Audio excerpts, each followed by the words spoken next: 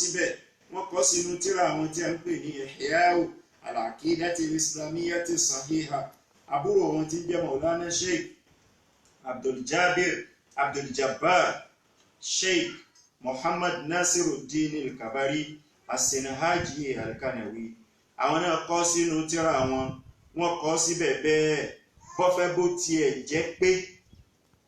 bọ́fẹ́ bó tiẹ̀ jẹ́ pé kalimatu as-safa ara wọn tó takò pípẹ́ rárá kò lè jẹ́ as-safatu nípìnlẹ̀ tasawuf táwa ní látara as-safatu yẹn láti mú as-sufiyu kò lè rí bẹ́ẹ̀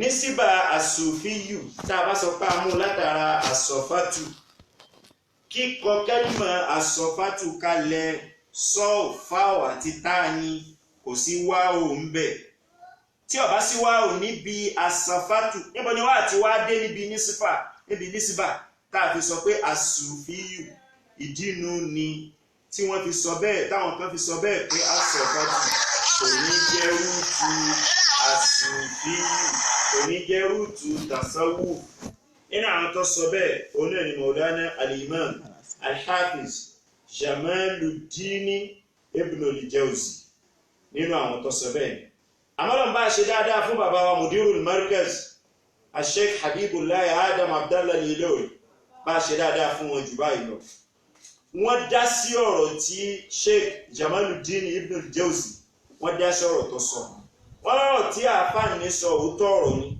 tá a bá ní àwò kìíyásán nísìbà as-sufiyu ká sọ pé láti bí as-safatu láti mú ọ̀lọ́ torí kò sí wá òní ní as-safatu lóòótọ́ Mudirul Markaz wá sọ fún wa wípé amákámọ́ gbàgbé pé nínú sọ́ọ̀fù méjì ní bẹ sìmáyí kìíyásí ń bẹ sìmáyí ń bẹ níta bá fẹ́ sọ lọ́rọ̀ Lárúbáwá bá a bá wà at-tasawwuful islami في نيجيريا بحث موضوعي في تطبيقات الصوفية النيجيرية bàbá wa sọ bẹ́ẹ̀ níbẹ̀ ìta ń sọ bọ̀ ní pé kalimatu tasawufu níbo ni wọ́n ti mú adákọ̀ páwọn kan sọ pé bí súfù ni àti kú òlérí ẹ̀ àwọn kan sọ pé bí sùfátù ni àti kú òlérí ẹ̀ àwọn kan sọ pé bí sùfátù tó nítàn ọmọbìnrin tí ó tètè bímọ ni àti kú òlérí ẹ̀ ó di mẹ́ta àwọn kan sọ pé bí asọ́fòlẹ̀ awal ni àti sọ àti kú òlérí ẹ̀ ó di mẹ́rin àwọn kan sọ pé bí asọ́fáwù ni àti sọ àti kú níbẹ̀ ó di márùn àwọn míì wọ́n sọ pé bí asùfánàtù ni àti sọ àti kú òlérí ẹ̀ ó di mélòó ó di mẹ́fà àwọn kan wá sọ wípé láti bí tá a bá ń wá bí títà sọ́wúfù ti wá wọ́n ní bí gbólóhùn kan ní tí kìí ṣe gbólóhùn Lárúbáwá àyà sófìà wọ́n níbẹ̀ ló ti wá wọ́n lédè àwọn kan lédè India ni àwọn kan lédè Yunani ìtí jẹ́ Yunani ní Greece àwọn Greek àwọn wọ́n lédè Greek ni ìtí jẹ́ àyà lọ́dọ̀ Greek iná ni Allah ìtí jẹ́ sófìà iná ni al-hikmatu tàbá pa méjèèjì papọ̀ tá a pa al-hikmatu papọ̀ mọ́ Allah yóò jẹ́ al-hikmatu al-ilahiyya náà ni wípé ẹ̀kọ́ tọ́lọ́run ọba fẹ́ kó mú ọgbọ́n tọ́lọ́run ọba fẹ́ kó mú tó fi gbégbèsè ayé rọrùn náà ní kó dájú kọ́lọ́n kọ́ ọkọ̀yìn sí náà ní kó dájú kọ́lọ́n kọ́ ọkọ̀yìn sáyé dájú kọ́lọ́n kọ̀yìn sáyé mú ayé mọ níwọ̀nba gbogbo àwọn ànábì Ọlọ́run wọ́n máyé mọ níwọ̀nba àwọn ànábì tá tẹ̀lé gẹ́gẹ́ bí bàbá wa Ṣéèkù Ádámù ti sọ́njọ́ kan ṣáájú àwọn ànábì tó níjọjù nínú àwọn ànábì tá tẹ̀lé anabi Isa anabi Musa anabi Isa ta lọ́mọ tó bí kò sọ́mọ tó bí kò níyàwó kò bímọ anabi Musa agbára káká làwọn afáàfin wá ọmọ nǹkan fún wípé bímọ ana Muhammad sallallahu alaihi wasallam ó bímọ lóòótọ́ mélòó lọ́gbẹ̀yìn ẹ̀ gbogbo ẹ̀ lọ́wọ́ bá lù pa lójú ẹ̀ àyàfi Fátímà náà ni ó di àmọ́ wípé ní kí láyé ayé bíntín láyé náà lọ́wọ́ bá fi da ana Muhammad ló fi dà á pọ̀ mọ́ àwọn ìjọ Abu Huraira tí wọ́n ń pẹ́lẹ́gbẹ̀ẹ́ mọ́sálásí ànẹ́bì tí wọ́n ń sàṣàlátù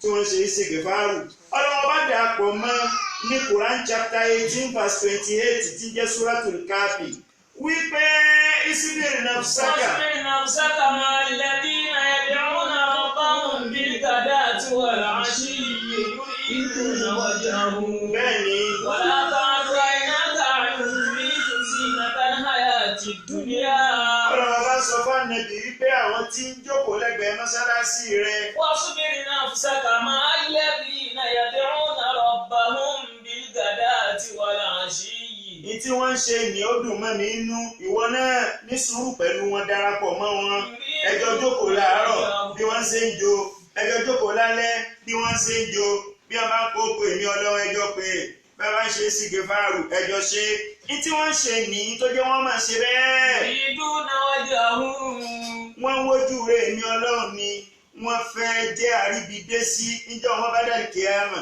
ẹni tí ń bẹ láyé tó jẹ́ pé ìmọ̀rádọ̀nbọ̀rọ̀ ní bá kiri bóun ni ó ṣe lówó òun nìkan bóun ni ó ṣe gbádùn òun nìkan bóun ni ó ṣe jayé òun nìkan bóun ni ó ṣe máa fọ̀ lókè òkun òní ọlọ Paris ọ̀la ọlọ London ọ̀túnla ọlọ Amẹ́ríkà òun nìkan àtọmọ ẹ̀ òun nìkan àtìyàwó ẹ̀ gbogbo ẹjọ́ ẹni ọba jẹ́ pé ní tọ́ka kújù nù ní nílé ayé kò ní í járíbidé sí tọ́bádọ̀run ìrora náà Muhammad ẹ máa jókòó ẹ máa kókó èmi ẹ máa ṣìwà ní mímọ́ ọlọ́run pa ànábì pọ̀ máwọn sàhábà rẹ̀ tí wọ́n jókòó bẹ́ẹ̀ nítorí pé tí wọ́n ń ṣe ní يريدون وجهه láti wójú rẹ̀ ọlọ́run ọba àlékè ọlá náà ni. ولا تعد عيناك عنه تريد زينة الحياة الدنيا má gbé ojú rẹ kúrò lọ́dọ̀ wọn tí wọ́n ń ṣe ní mọ sáyẹn ẹ̀ mọ àpúrúfù ẹ̀ ẹjọ́ máa ń ṣe nítorí pé tó bá kọ̀ tó lóòní ṣe léyìn ni torí lùsí nàtàlẹ́ àyà àti dùnìyà yòròyòrò ayé ló kù fẹ́ ní bá kọ̀ tó lóhùn òní ṣèyún ni tí ọmọ wá kí. ولا تطع من أغفلنا قلبه عن ذكرنا káwálà báwọn eléyìí ní ṣe àwọn tó kù téèyàn ọmọ rí bá ṣe náà làwọn tọkàn wọn pa sófo kúrò níbi ókọ Ọlọ́run kúrò níbi ìrántí Ọlọ́run. واتبع هواه وكان أمره فرطا àwọn bàbá wa nílẹ̀ Yorùbá wọn a máa dáwàkà wọn ní ọ̀tún ní wọ́n yà sí bódà láyéra o ọ̀tún ní wọ́n yà sí bódà láyéra ìwọ ló máa ń tó ṣe yẹ tó fi yà sósì ọ̀tún ní wọ́n yà sí bódà láyéra ọ̀tún ni wọ́n yà sí bódà láyéra ọ̀tún ni wọ́n yà sí bódà láyéra ìwọ ló máa ń tó ṣe wá tó fi yà sósì ọ̀tún ni wọ́n yà sí bódà láyéra. ẹni ọba fẹ́ yà sọ́tún ó ti ń jọ́tún láì jẹ́ náà ẹni ọba fẹ́ yà sọ́tún kìí sórin nìkan ní ọkọ̀ yóò ṣiṣẹ́ nínú iṣẹ́ téèyàn ó ṣe tí ó fi yà sọ́tún tọ́ba dà láyéra tọ́ba dijọ́ àlìkíyàmá náà ni kéèyàn ọgbà yìí fi níta sọ́wọ́fù inú ẹ̀sìn lọ́wọ́ kọ́mọ́gbà nìkan kọ́ darapọ̀ kọ̀dìríyà ń bẹ darapọ̀ tìjàníyà ń bẹ darapọ̀ túrúkùtù pọ̀ ṣàzàlíyà wà náṣàbàndíyà wà rùfàáyíyà wà wá ṣe Nàìjíríà lọ́wọ́ wa ní kò sí ètò ọ̀fẹ́ ṣe nu tàríkà yìí tó lè rí ṣe bọ́ bá lọ lé àwọn àfáà wa láàfáà ń dásà láti ibẹ̀ lẹ́kọ̀ọ́ta tí jẹ́ kọ̀dìríyà gbogbo lọ́nà wọn ò fún ọ lọ́wọ́ bọ́ bá wà lẹ́dẹ̀ẹ́ ibi tí wọ́n ti bí mi bọ́ bá ti délé àwọn bàbá tó bí wa ní Ọlágúnjú ọ̀dọ̀ wa náà lẹ́kọ̀ọ́ta kàdìríyà lẹ́dẹ̀ wọn ò fún ọ lọ́wọ́ bọ́ bá ń bẹ lóṣogbo bọ́ bá ti dé pópó ibẹ̀ lẹ́kọ̀ọ́ta kàdìríyà wọn ò fún ọ lọ́wọ́ bọ́ bá sì ṣe gbókè òkun lọ wà tọ́n bá ń bẹ lọ́wọ́ Abẹ́òkúta tó fẹ́ ṣe tìjà kàdìríyà wọn ò fún ọ lọ́wọ́ lọ́lé Ọlọ́run gbọ́ ń bẹ̀ bọ́n bá ń bẹ ń bàdàn tó fẹ́ ṣe kàdìríyà lọ́lé bàbá wa Muyideen Nasruddin Kubura bẹ́ẹ̀ lọ́kárí bọ́n bá wọn bẹ lókè òkun kò sí tuntun mọ̀sẹ̀ darí London ní kìí ìjọsùn mélòó lọ ní tí mo bá ń bẹ̀ nínú haraka Sufiya ó wú mi lórí wọ́n mọ iyì tàṣọ́wùfù ń bẹ̀ láwọn Nàìjíríà wa tó kù ń bì tí wọ́n lọ wọ́n mọ iyì tàṣọ́wùfù ń bẹ̀ débi pé ibi tí wọ́n ti ṣe záwíà kò sáàyè tọ́fẹ̀ tó gbà wọ́n wàá dáwó láàrin ara wọn lọ fi gbà ọ́ àwọn kàdìríyà mo débi tí wọ́n ti ń jókòó lábẹ́ khalifa Qadiriyya ní gbogbo UK Fadilatu Sheikh Al-Khalifa Suleiman ibn Muhammad Raji kọ́lọ̀ ń jẹ́ kí àfáà náà láṣepẹ́ dáadáa. Ṣáàbùn mutawakidun wahaj wọ́n lẹ́mìí ìṣe púpọ̀ wọ́n pé ń dágínà wọ́n pé ń pẹ́kàm. Ìwọ tó ń bá ń bẹ nílùú tá a wí tó ò tí ì darapọ̀ mọ́ wọn tó o bá darapọ̀ mọ́ wọn ó rí i pé yọ yí ọ ju bí ṣe yí ọ tẹ́lẹ̀ lọ torí pé ń tọ́nà ń fẹ́ ló ṣe rìn. Ní Qadiriyya ṣe wọ́n ń bẹ London bẹ́ẹ̀ ni Tijaniyya ń bẹ ń bẹ. Khalifa Sheikh Abdulqadir Al-Wajud wọ́n ń bẹ ń bẹ wọ́n ṣe Tijaniyya mo dé jókòó wọn níbi táwọn náà ti ń ṣe záwíà kò jìnnà síbi táwọn Salatu Rahman tí wọ́n máa ń lò. Gbogbo orú nǹkan báyìí tá a bá ṣe é tá a fi kún ìrun tá a ń kí tá a fi kún ààwẹ̀ tá a ń gbà iná lọ́kàn ó fi balẹ̀ sí orin tá a kọ wípé lọ́lọ́run ó fi àánú rẹ̀ yóò fi gbà wá wípé ọ̀tún ni wọ́n yà sí bọ́dàlá ìrà. ọ̀tún ni wọ́n yà sí bọ́dàlá ìrà. ìwọ lọmọ tó ṣe tó fi aṣọ sí. ọ̀tún ni wọ́n yà sí bọ́dàlá ìrà. ibi tá a bọ́rọ̀ dé ọ̀nà níbo ni wọ́n ti yọ kẹ́límẹ́tù tasawuf mo ti sọ pé ibi tá a ti bẹ̀rẹ̀ ọ̀rọ̀ lónìí iná ni conceptual clarification nítorí ní ṣe mọ́ máànà ọ̀rọ̀ máànà tasawuf ibẹ̀ láwà gbogbo ẹni tí bá ṣe ń wọlé tí ń darapọ̀ mọ́ wa kọ́mọ̀ bóla dé nínú gbogbo tí wọ́n wá tracy pé òun ni origin kẹ́límẹ́tù tasawuf morphologically èyí tí al-akthariyatu min al-ulama wa shuyukh tí wọ́n panupọ̀ lé lórí jù nínú gbogbo ẹ̀ òun náà ni as-suf èyí tá a kọ́ sọ lákọ̀ọ́kọ́ ni èyí tó ní ṣe mọ́ irun ẹran tí wọ́n mú tí wọ́n fi ṣe aṣọ òun lọ́pọ̀lọpọ̀ àfáà panupọ̀ lé lórí wọ́n mú àwọn yòókù tá a sọ ẹnu ọ̀pọ̀ lórí ẹ̀ kọ́dà wọ́n mú aya Sọ́fíà ẹnu ọ̀pọ̀ lórí ẹ̀ bó tiẹ̀ jẹ́ pé aya Sọ́fíà àwọn èèyàn pín àwọn kan ní India ni kẹ́lìmọ̀ India ni àwọn kan ní kẹ́lìmọ̀ Yunaniya ni mo ti sọ yóò lẹ́ẹ̀kan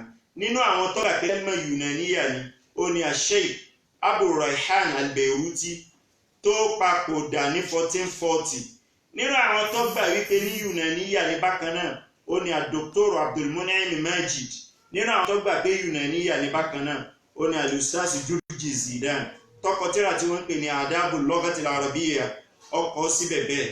Now mo wá fẹ́ rí fàásì pọ́ǹtì mẹ́ta kan pọ́ǹtì mẹ́tẹ̀ẹ̀ta ni ẹni tó sọ ọ́ náà ni Dr. Murtada Busairi ó sọ nínú maqalatun islamiyatun diniyatun arabiyyatun jayyida maqala kan tí ó pe àkọlé rẹ̀ ní as-sufiyya bayna al-haqiqiyyin wal-ad'iya fi manzuri al-masadir al-arab fi manzuri al-masadir al-arabiyya ẹni tá a wí muhadir ní Jamia Wilayati Lagos State University lẹ́ni ẹ̀ tí ń ṣiṣẹ́ wọ́n kọ átíkù yìí wọ́n wá submit ẹ̀ fún presentation ní Rehabul Markazil Agége Lagos Nigeria gẹ́gẹ́ bí àti darapọ̀ mọ́ ọ̀kan lára àwọn ètò ẹlẹ́kọ̀ọ́ bántabántá tí ń ṣẹlẹ̀ nínú ọgbà náà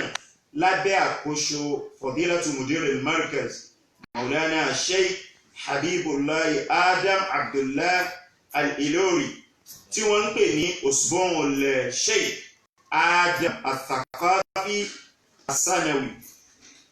Pọ́ǹtì mẹ́tẹ̀ẹ̀ta táàkà yìí sọ lẹ́yìn ìgbà tóun náà tírèsì wípé níbo ni wọ́n ti píìkì tasawuf kí ni rúùtù ẹ̀ ọ̀rọ̀ ni alákọ̀ọ́kọ́ ń bẹ̀ ni wípé an-nuqtatul ula min an-niqati ath-thalath ó ní wípé gẹ́gẹ́ bá àfáà yẹn ṣe sọ ó ní wípé èyí tí ọ̀pọ̀lọpọ̀ àfáà dájọ́ lé lórí wípé ní rúùtù tasawuf nínú gbogbo bí rúùtù mẹ́jọ tá a dákọ̀ tá a treat òun náà ni as-suf eléyìí ni nọ́kítà òwúlá wọ́n nọ́kítà tó tààmìyà ẹlẹ́ẹ̀kejì táàfà yẹn sọ tí mo sì wá fákọ̀ ẹ̀ lérí ẹ̀ òun náà ní wípé the fact pé al-akthariyatu min al-ulama wọ́n panupọ̀ lórí pé asuf òun nìpìlẹ̀ tí wọ́n mú tasawufu láti bẹ̀rẹ̀ eléyìí ò ní omi ní wípé gbogbo rúùtù tó kù táwọn àfáà yòókù mú wá bíi mẹ́jọ tó kù tá a ti kà ní eléyìí ni ó túmọ̀ wípé they can be rubbished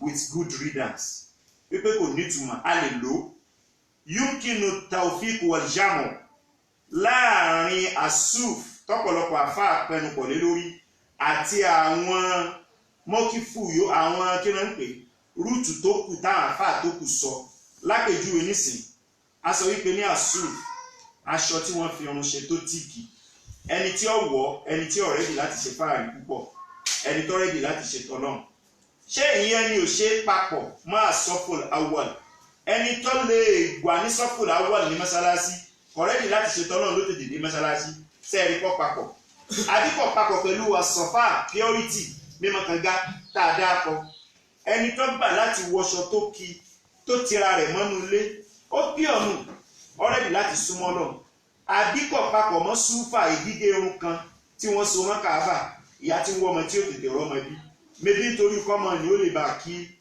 kó lè bá pé ọlọ́run ni àdìpọ̀ papọ̀ mọ́ àsọ́fà àwọn jẹ̀mọ́ 700 tábù rírà ń jẹ́ ọ̀gá wọn ṣèbá àti sọ́sẹ́ tí wọ́n máa ń ṣe tí wọ́n máa ń péjọ sẹ́gbẹ̀ẹ́ mọ́sálásí ànẹ́bí lásìkò ànẹ́bí sallallahu alaihi wasallam ọ̀pàpọ̀ mọ́ tọ́rẹ́ni tí bá ń ṣe istighfar tí ń ṣe sọ́sọ́là tí ń ṣe hailala tí ń ṣe ọkọ́là tí ń ṣe gbogbo àwọn àwọ̀rádù àtayíbà báyìí kò sí tó túmọ̀ sí tayọ mímọ́.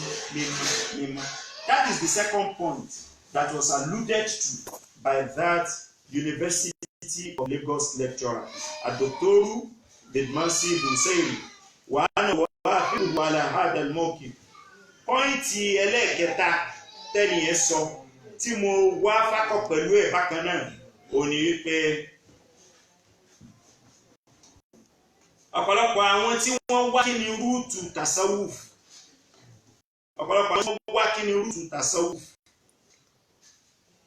ètò kúnmúlẹ́mí wọn ètò kúnnálẹ́mí wọn ètò múmúlẹ́mí wọn nígbà tí wọ́n ń wà lọ́gàwíyà ni wọ́n fi ń wà al-ittijahu lọ́gàwí al-ittijahu al-ilmi al-ittijahu al-falsafi ìtì bẹ̀lẹ́mí wọn linguistic consideration ni wọ́n ní ìlọ́pàá tí wọ́n fi ń sọ gbogbo tí wọ́n sọ nù wọ́n wo kí ni wọ́n wo al-ittijahu ad-dini al-ittijahu as-suluki al-ittijahu at-tajribi al-ittijahu az-zawqi wọ́n wo kí ni religious context Islamic context of the word tasawwuf tí wọ́n bá wo Islamic context of the word tasawwuf wọ́n mọ̀ wípé kò nídìí káwọn wulẹ̀ mọ́ wá káàkiri wípé ṣúfù kan ló ti wá sọ̀fáwù kan ló ti wá kìíní kan sọ́fà kan ló ti wá sùpánàtù kan ló ti wá wọ́n rí wípé kò síbi tó ti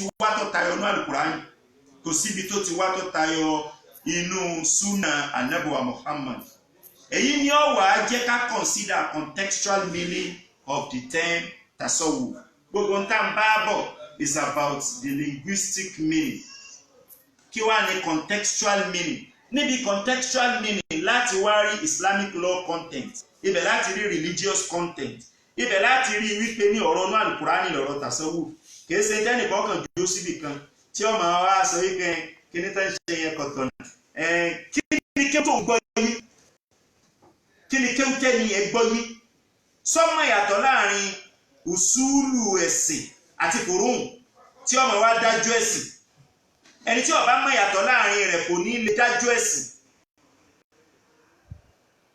nínú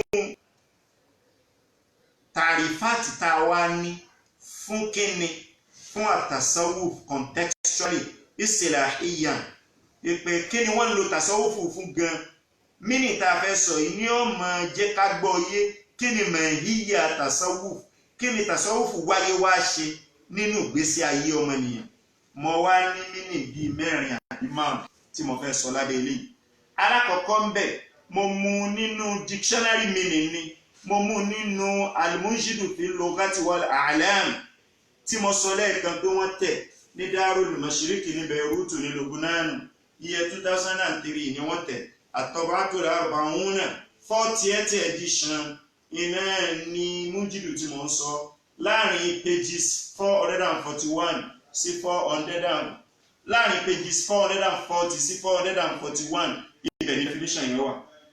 Ó ń túmọ̀ tasawuf, ó ń túmọ̀ sufiya, ó ní as-sufiyya fi'atun min al-muta'abbidin. Àwọn olùsìnlọ́hun ìjọ àwọn tí sìnlọ́hun ni wọ́n ń pè ní as-sufiyya. Jámù ni as-sufiyya, mufradu rẹ̀ ó máa jẹ́ as-sufiyyu. Ó ní as-sufiyyu man kana faniyan bi nafsihi baqiyan billahi mustakhlisan min at-taba'i' muttasilan bi haqiqati al-haqa'iq. Ẹni tí ò ríra rẹ̀ kó ń jámọ́ nǹkankan, ẹni tí ò rí rẹ̀ kó ń jámọ́ nǹkankan. Faniyan bi nafsihi baqiyan billah. Ó gbà wípé ìtọ́lọ́run bá ṣe lòun ṣe. Bóun bá wá nǹkan tó ń bá rí Ọlọ́run lórí ó tó ń lọ́wọ́ Ọlọ́run lórí ọmọ ìbẹ̀ lọ́wọ́ òun. Bóun bá wá bóun ọ̀bá rí Ọlọ́run ọba ní ní ọ̀yọ̀ǹda. Ẹni tó bá gbà bẹ́ẹ̀ Mujidu tàrífà sí Arabic dictionary tàrífà sí ó lóun ni wọ́n ń pè ní as-sufiyyu.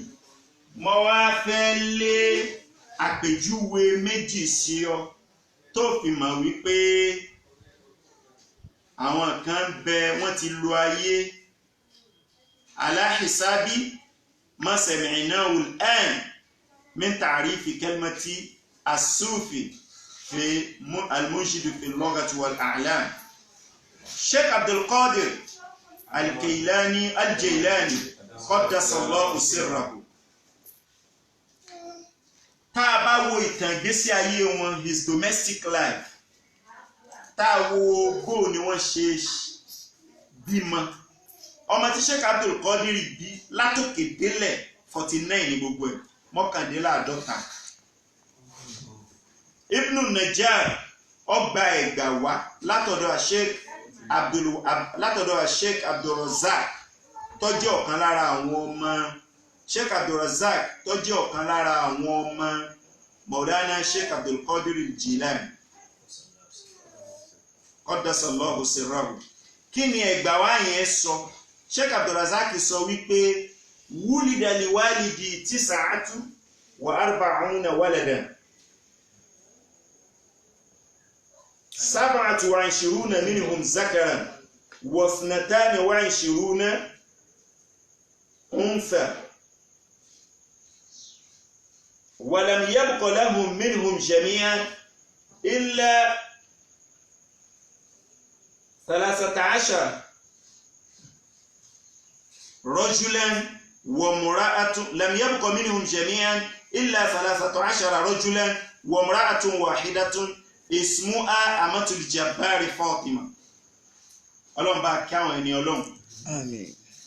Sheikh Abdul Razak ọmọ Sheikh Abdul Qadir al-Jilani ó ní bàbá òun bímọ 49 49. Ọlọ́kùnrin nínú wọn ó jẹ́ 27 27. Obìnrin nínú wọn jẹ́ 22.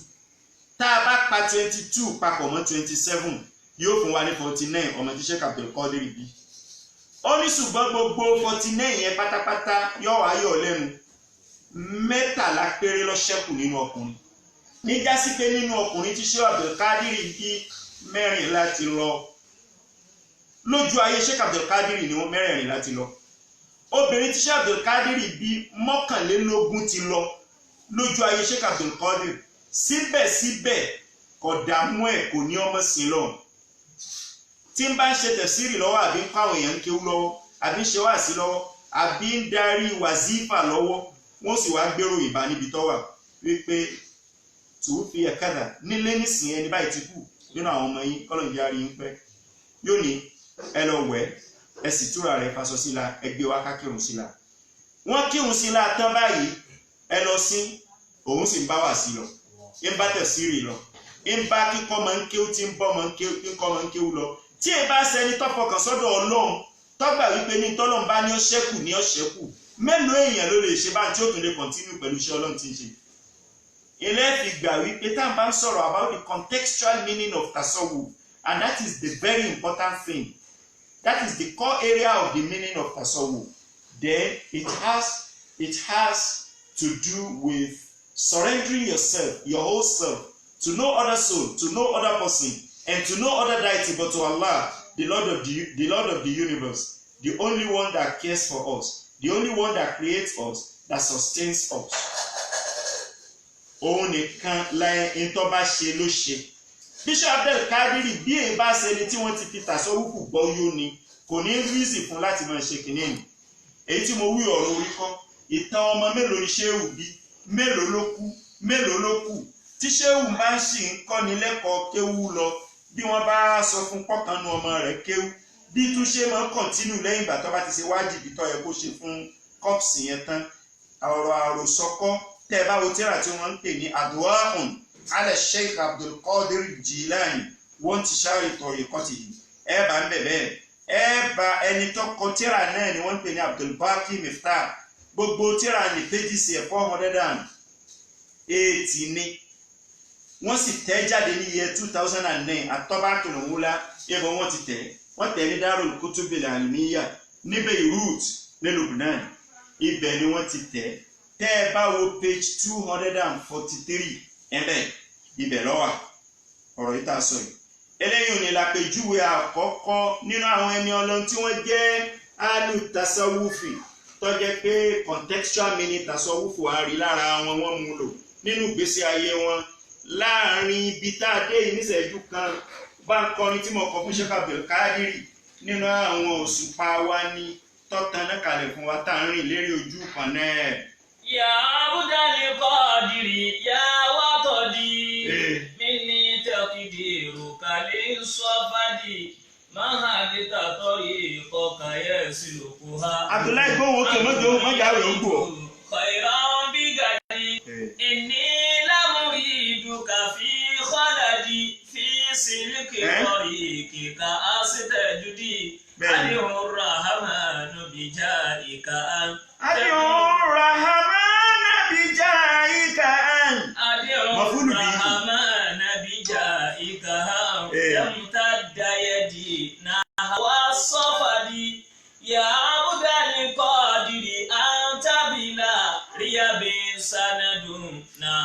Sheikh Abdul Qadir ojú ọ̀nà rẹ̀ la wà, ojú ọ̀nà tasawufu tó mú wá iná là ń tẹ̀lé náà ní Qadiriyya. Àwọn tí wọ́n bí mi Qadiriyyu náà ni wọ́n, àwọn tí wọ́n tọ́ wá Qadiriyyu náà ni wọ́n. Ibi tá a ti mú mi, ibi tá a ti jẹun, ojú ọ̀nà wọn ni. Kò sí tó burú nínú àwọn tó jẹ́ aṣáájú tá ń tẹ̀lé tá a bá ṣe tribute fún wọn wípé ní ẹ fi tírà alẹ̀ tẹ́júwe kí ní jẹ́ tasawufu fún wa àti ka tírà náà.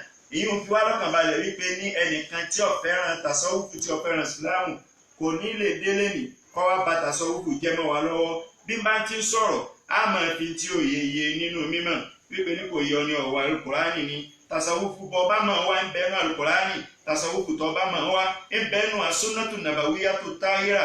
Ya Abdul Qadir ya watodi kàlẹ́ sọ́fàdì mahadita tariqaka yasiluha abudun yariju khairan bigadi. Sheikh Abdul Qadir gbójú ọ̀nà tasawufu Al-Qadir kalẹ̀ wípé gbogbo ẹni tí ń bá fẹ́ ṣoríire láyé àti lọ́run tó bá lè tẹ̀lé ojú ọ̀nà yóò ṣoríire, yóò lékún ní ìbádà, yóò lékún ní kùsùn, yóò lékún ní tẹ̀jẹ̀lìyàtì máa bọ̀ bẹ́ẹ̀. Lakafaitullahi minan ni'ami. Ṣé bọ́lá wọn ọba lọ́mọ ọmọ ṣe ìkẹ́ lọ́mọ ọmọ dájú ẹ̀kọ́ Sheikh Abdul Qadir. Wa futuhatun indali ahadi. Ọlọ́run ọba ṣílẹ̀kùn fún wípé ní ntọ́ bá fẹ́ mojú lẹ̀ fún ẹ. Qad abrazaka rahmanu lana. Ọlọ́run ọba wá gbé Sheikh Abdul Qadir dìde, ó gbé dìde láti Bushiri, ó gbé dìde láti Jilana. Sheikh Abdul Qadir wá kó ní Jilana. Sheikh Abdul Qadir nígbà tó dọmọ ọdún 18 18 years ó kó nílùú tí wọ́n ti bí tí ń jẹ́ Bushiru ń bẹ lábẹ́ Jilani. Àwọn tí wọ́n bá fẹ́ rí fà Sheikh Abdul Qadir sílùú tí wọ́n ti bí wọ́n pè ní Sheikh Abdul Qadir al-Bushtiri. Àwọn tí wọ́n bá fẹ́ rí fà rẹ̀ sílùú ńlá tó bo Bushiru mọ́lẹ̀ wọ́n pè ní Sheikh Abdul Qadir al-Jilani. Abdul Qadir wá dọmọ ọdún 18 ó kúrò níbi tí wọ́n ti gbé ọlọ Baghdad tí lọ́lọ́ lè ṣe ń bẹ̀ ọlọ́kọ́ mímọ̀ hadisi ọlọ́kọ́ mímọ̀ Kùránì ọlọ́kọ́ mímọ̀ usulu fiqi ọlọ́kọ́ lugawiyatu. Abdul Qadir lọ bẹ̀bẹ̀. Abdul Qadir wá fi àìmọye ọdún wá mímọ̀ ní Baghdad ó jókòó ọ̀dà fà ní Baghdad ọ̀pọ̀ àwọn èèyàn ní kéwú lẹ́ẹ̀fì mọ̀ wípé ní tasawufu ọ̀rọ̀ mímọ̀ ni àwọn tí wọ́n pilẹ̀ rẹ̀ mímọ̀ ni wọ́n gbé dání. Ẹni tí ó bá ṣe tasawufu lóde òní ta wà náà àfi kó mójútó mímọ̀. Irú àwọn tí wọn ò ka mímọ̀ kún tí wọ́n wá la tẹ̀sùbá àbọ̀rùn káàkiri bíi pé tí ń jẹ́ tasawufu nìkan nù. Irú eléyìí òní ń làwọn tí wọ́n ń fẹnu ṣáàtà tasawufu. Irú eléyìí òní ni wọ́n mọ̀ rí ni wọ́n fi mọ̀ bú wa nínú tasawufu. Àwa tá a láǹṣe tasawufu ń tọ́ bá kù díẹ̀ láàrin ara wa náà tá a bá rí pé ọ̀dà akásẹ̀ wà sí fúnra wa mọ̀nà. Máa bọ̀. Lakafaidullahi minan ni'ami wa futuhatun indali ahadi qad abrazaka rahmanu lana kawaliyyin muntakhabin abadi. Orí dáàtì Abdul Qadir dúró ń bẹ̀ ni nítorí ibi tá a fẹ́ kọ́fà lẹ́nu ibi tá a ti ń lọ ni wípé we are considering the contextual meaning of the term tasawuf. A dẹ̀ sọ wípé n ti ń jẹ́ bẹ́ẹ̀ gẹ́gẹ́ bí mújídù tá a dákọ̀ ìṣètù ó ní kárìíra wa bí ìpawọ̀ jámọ̀ kankan ká mú ayé mọ níwọ̀nba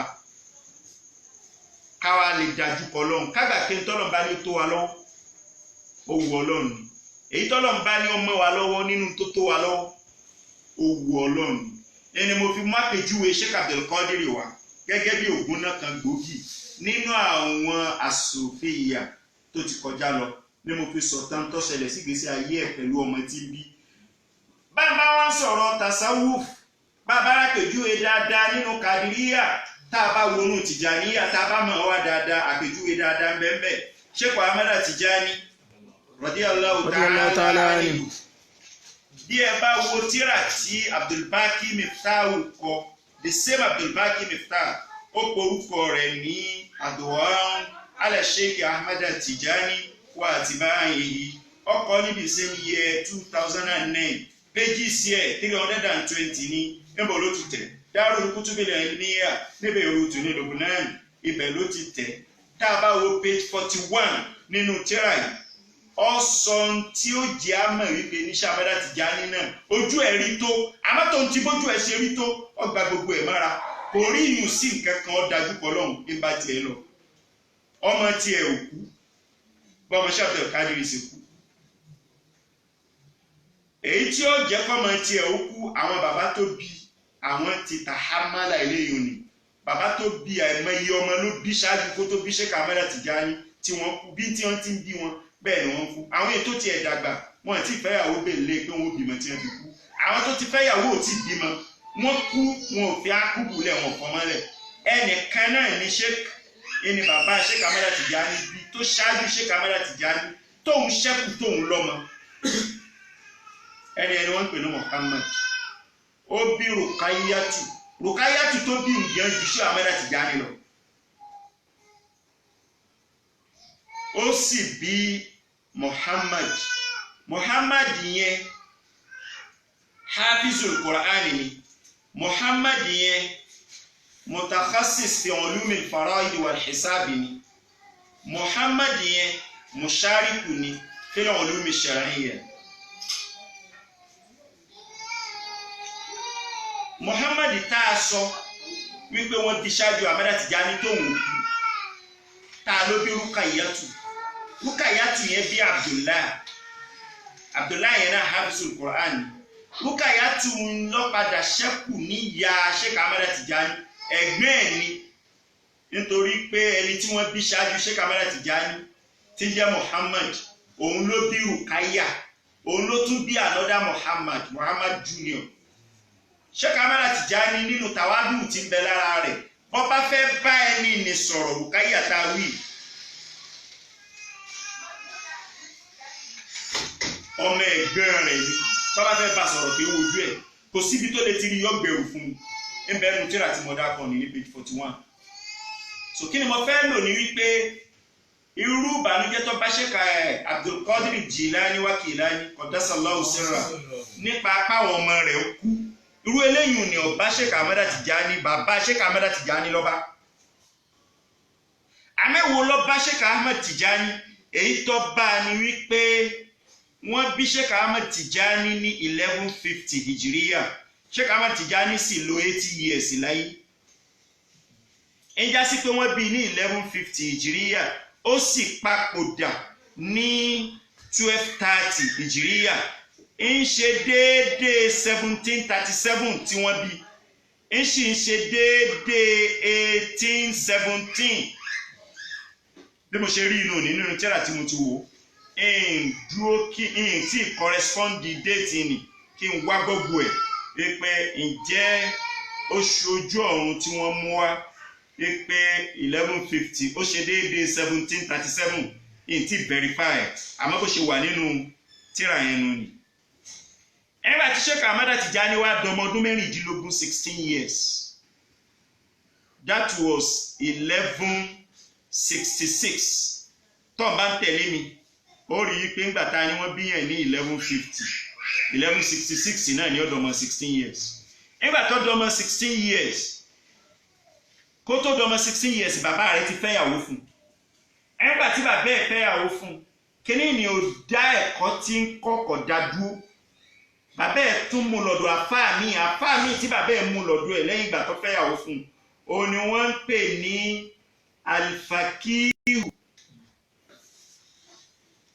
Abu Afiyat al-Mudawi Al-Faqihu al-Mabruk Al-Faqihu al-Mabruk Abu Afiyat al-Mudawi ọ̀dọ̀ àfáà yìí ni Sheikh Ahmada Tijani ló ti ké Muqaddimatul Izziya ọ̀dọ̀ ẹ̀ ni Sheikh Ahmada Tijani ti ké Risalatu ibn Abi Zayd al-Qayrawani ọ̀dọ̀ rẹ̀ náà ni Sheikh Ahmada Tijani ló ti ké Mukhtasarul Khalili ó wá ké àwọn tírà nìtàn ìgbà wá dọ̀ ọmọ ọdún mẹ́rìndínlógún ní 1166 àfáàdé bá kú inú Sheikh Ahmada Tijani bàjẹ́ àṣẹ tí ó tún bà ní jẹ́ tú sẹ́kù lọ́dún nínà tọ̀húnù ṣẹlẹ̀ bíi pandemic tó ọjọ́ bíi pandemic tí ó wà lórí nísìn àjàkálẹ̀ àrùn kan ṣẹlẹ̀ ńlọ́kàn zoom òbí Sheikh Ahmada Tijani méjèèjì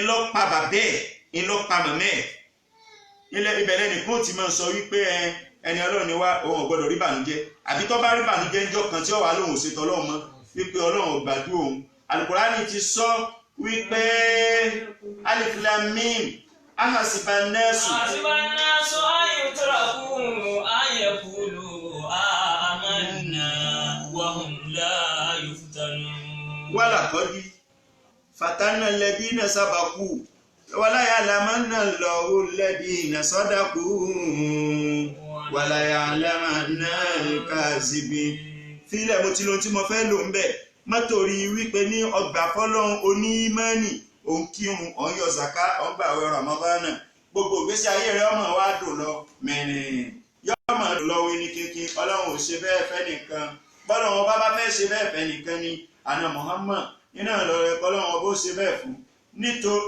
ebi jọ léyà lọ mọ́ sí Ọlọ́run ọba kú gbogbo ẹ̀kọ́ títà sọ́wọ́ fún ọmọ ọkọ wa nù. Nígbà tó bí Sheikh Ahmada Tijani méjèèjì wá kú the same year tí Sheikh Ahmada Tijani lùsì àfá rẹ̀ Sheikh Ahmada Tijani wá torí rẹ̀ sọ pé òun ṣe tọ́lọ́ mọ́ àbó ní òun ọ̀wá ẹ̀kọ́ mọ́ òun ọ̀wá mímọ̀ kódà ìyàwó tó fẹ́ ọwọ́ agbọ̀nmọ̀ fẹ́ síríọ̀sì wípé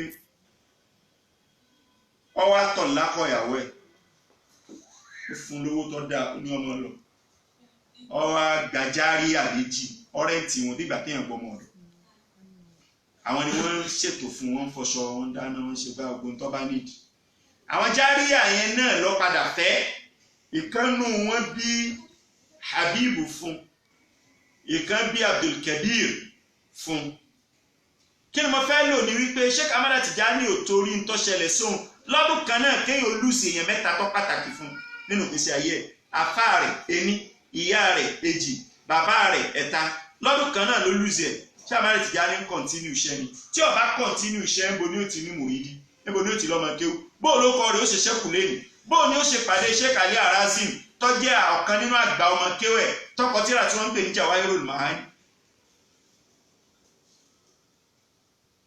irú ètò ṣẹlẹ̀ sí bàbá tiẹ̀ sí màmá rẹ̀ lọ́dún èyí àfijọ́ orú ẹ̀ ní kòrónà ti bẹ́ẹ̀ ta lónìí kọ́lọ̀ǹkọ́ wọ láàánú oṣù àpọ́nlé tá a wà kọ́lọ̀ǹbá ká kòrónà kó ńlẹ̀.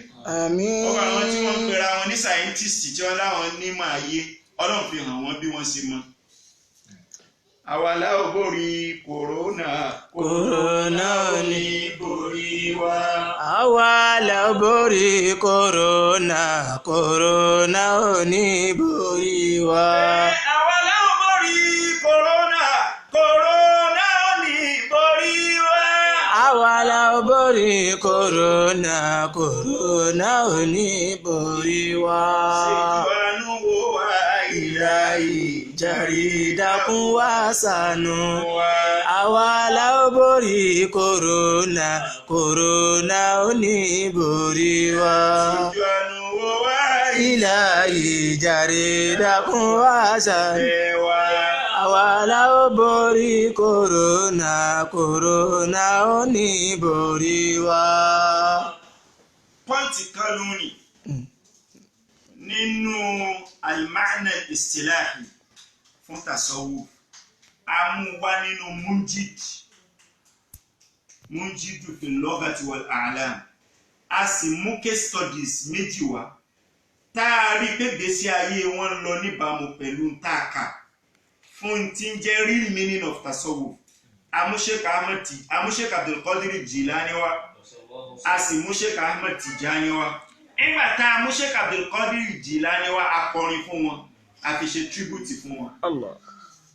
bá a bá ní yàtá a bá ní sẹlẹ́yàmẹ̀yà tá a púrúbù ẹ̀ wípé ní Sheikh Abdulkadir jẹ́ àfáà wa ní Sheikh Ahmed Tijani náà jẹ́ àfáà wa ó yẹ ká lè lórin fún Sheikh Ahmed Tijani náà bí mo ṣe wá kọrin ti Sheikh Abdulkadir mo kọ ti Sheikh Ahmed Tijani Abdullahi Malum. للشيخ تجاني تهنئتي وثنائي بالكلم الرغب ما ذلك إلا أحمدنا الصوفي على نهج الرغب والشيخ تجاني متصف بمحامد تعالو كالذهب في العلم وفي الدين اكتسب الشيخ الأمجاد مع الرتب لتصوفه ومسيرته مني مقة دون الريب هو والأشباه لعمدة بهدايتنا نحو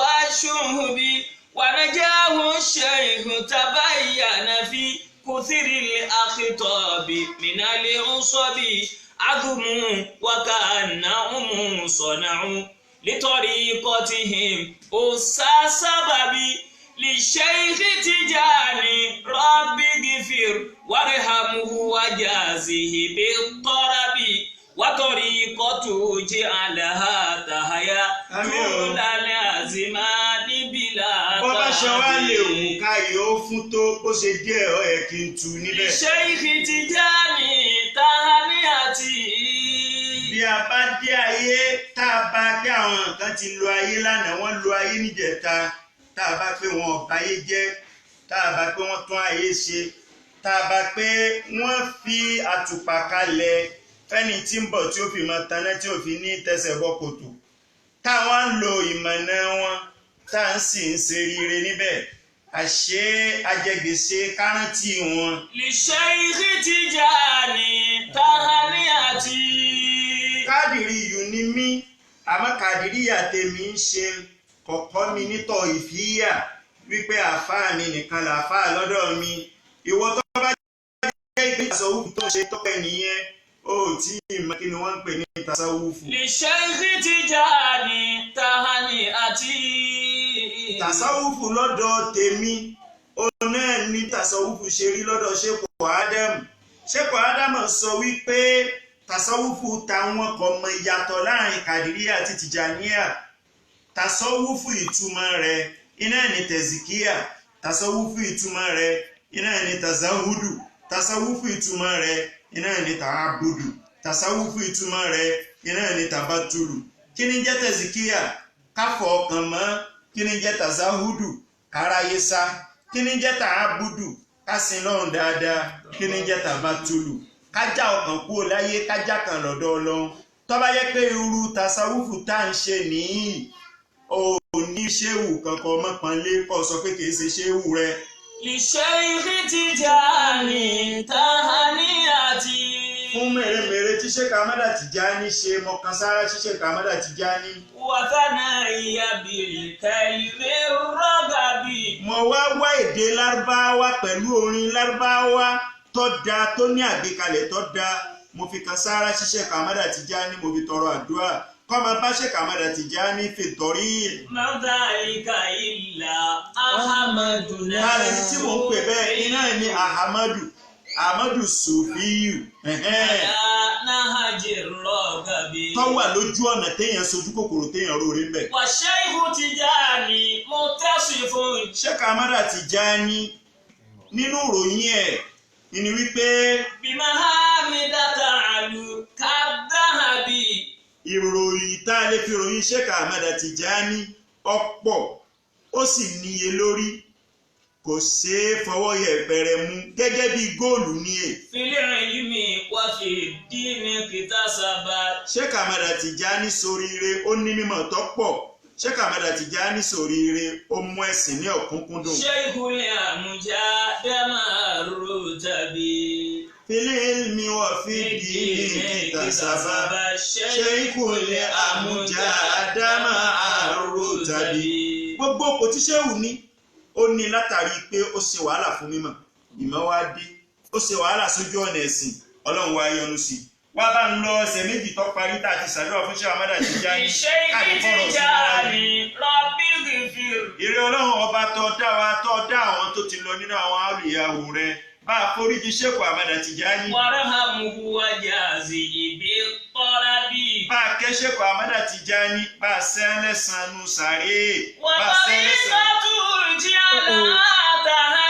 Abdullahi ọ̀yá yìí púpọ̀. Bí Kàdìríyà ọba parẹ́ láéláé tí ó sì ní parẹ́. Bí Ṣàzàlíyà ọba parẹ́ láéláé tí ó sì ní parẹ́. Bí Rufáìyà ọba parẹ́ láéláé tí ó sì ní parẹ́.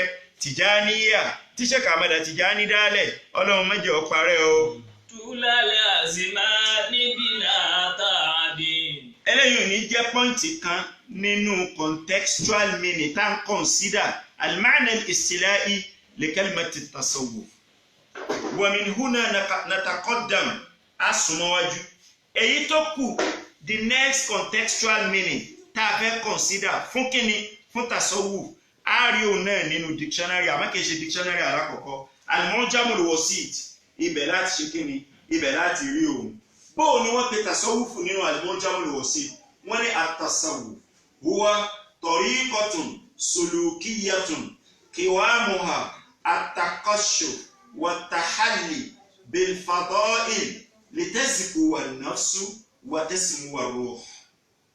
ìjọ máa jẹ́ tasawwuf nínú mu'jamul wasit òun náà ní tí ó kọ́ wa bí wàá wá ó sì dá tí ó kọ́ wa bá ṣe jẹ́ ọmọlúàbí láwùjọ a ní mùsùlùmí ni ẹ lébọ̀ rẹ tó jẹ́ christian ó sì torí rẹ̀ ń lọ wálé ní rẹ̀ tí wọ́n fẹ́ kó kù ládùúgbò. ilé tó fẹ́ rẹ́ǹtì tí wọ́n bá rí táṣù owó tí ń san níbi tó wà yìí ó ló pé òun ọlẹ́ni tí mo bá mú lépọ̀ yìí ìwà rẹ̀ ò tẹ́ mi lọ́rùn. jojúmọ́ òun àtìyàwó rẹ̀ bí wọ́n bá fi èébú bí wọ́n bá fi èébú sùn èpè ni wọ́n fi jí. wọn ò ní mọ ọmọ tọ́jú ẹsẹ̀ máa mú wọn lórí mú wọn lọ́rùn ní iṣẹ́ obìnrin lọ́mọ títọ́jú òye sí. bàbá ni ọmọ sì tọ́pọ̀ nù tọ́jú ọmọ Islam sì ti gbèsè oníkó wá fún un. àwọn kan náà bí ẹ bá jẹun gbogbo abọ́ wọn ò gbé síta ni èsì yóò máa kún gbogbo ẹ̀fọn máa balẹ̀ gbogbo tí nébọ̀ wọn rí ní tí è ṣe muslim tó fi fẹ́ fò wọn ọmọ yẹn kí báládùúgbò wọn bá bímọ wọn ò ní lọ kí tí wọn bá ní kí ló dé yóò ní is a Christian Islam wo lọ́kọ̀ ọba wọn dá sáládùúgbò rẹ mọ̀nà tó o bá dá sáládùúgbò rẹ tí è ṣe mùsùlùmí character rẹ ó lè invite ẹ to come and join the religion of Islam. Ọ̀pọ̀lọpọ̀ àwọn tó join Islam lásìkò àná Muhammad kìí ṣe ogun kìí ṣe idà kìí ṣe pé idà ogun mélòó là nẹ́bí jà gbogbo ogun tá nẹ́bí jà látòkè délẹ̀ pátápátá defensive war là nẹ́bí jà wọ́n kógun wálé wá bá nẹ́bí ànẹ́bí náà wá pàdé wọn láti defend ara rẹ̀ kìí ṣòun ló initiate ogun ànẹ́bí ò believe lórí sword pé idà láti invite yẹn sínú Islam character ogun ẹyọ kan tá ànẹ́bí initiate ọ̀nà ìgbàsíwájú bá ní Mustaliqa ànẹ́bí sì act on wrong information wọ́n wá sọ fún ànẹ́bí pé wọ́n ti kó jọ wọ́n fẹ́ wá pàdé ẹ̀ ànẹ́bí wá ní yásáré jáde ká pàdé wọn lọ́nà nígbà tá ànẹ́bí dé àárín ọ̀nà ó retí kó ń pàdé wọn kò pàdé wọn ó tún súnmọ́ wájú díẹ̀ kò pàdé wọn ó tún súnmọ́ wájú díẹ̀ kò pàdé wọn títí tó fi dé ìletò àwọn ẹni nígbà tó débẹ̀ ó rí i pé ìyàwó ń lọta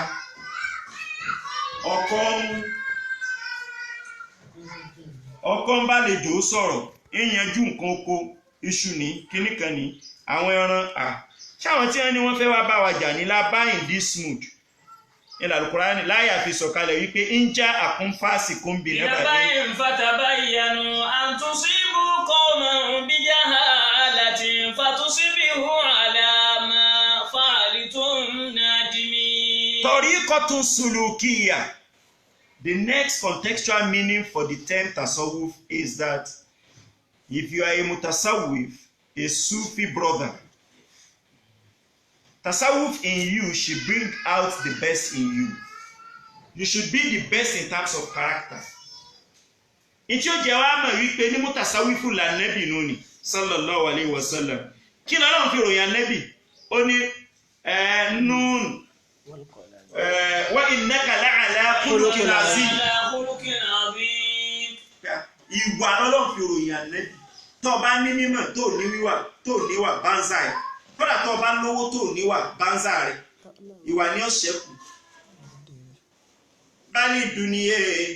Ìdá mali umru walla bali duniya ìdá mali umru walla wagaba al-mari'u waftarasha turaba tasala fadailihi unasun wa khairun nasi man taraka al-jawaba wa khairun nasi man taraka al-jawaba. Bali duniya ìdá mali umru walla.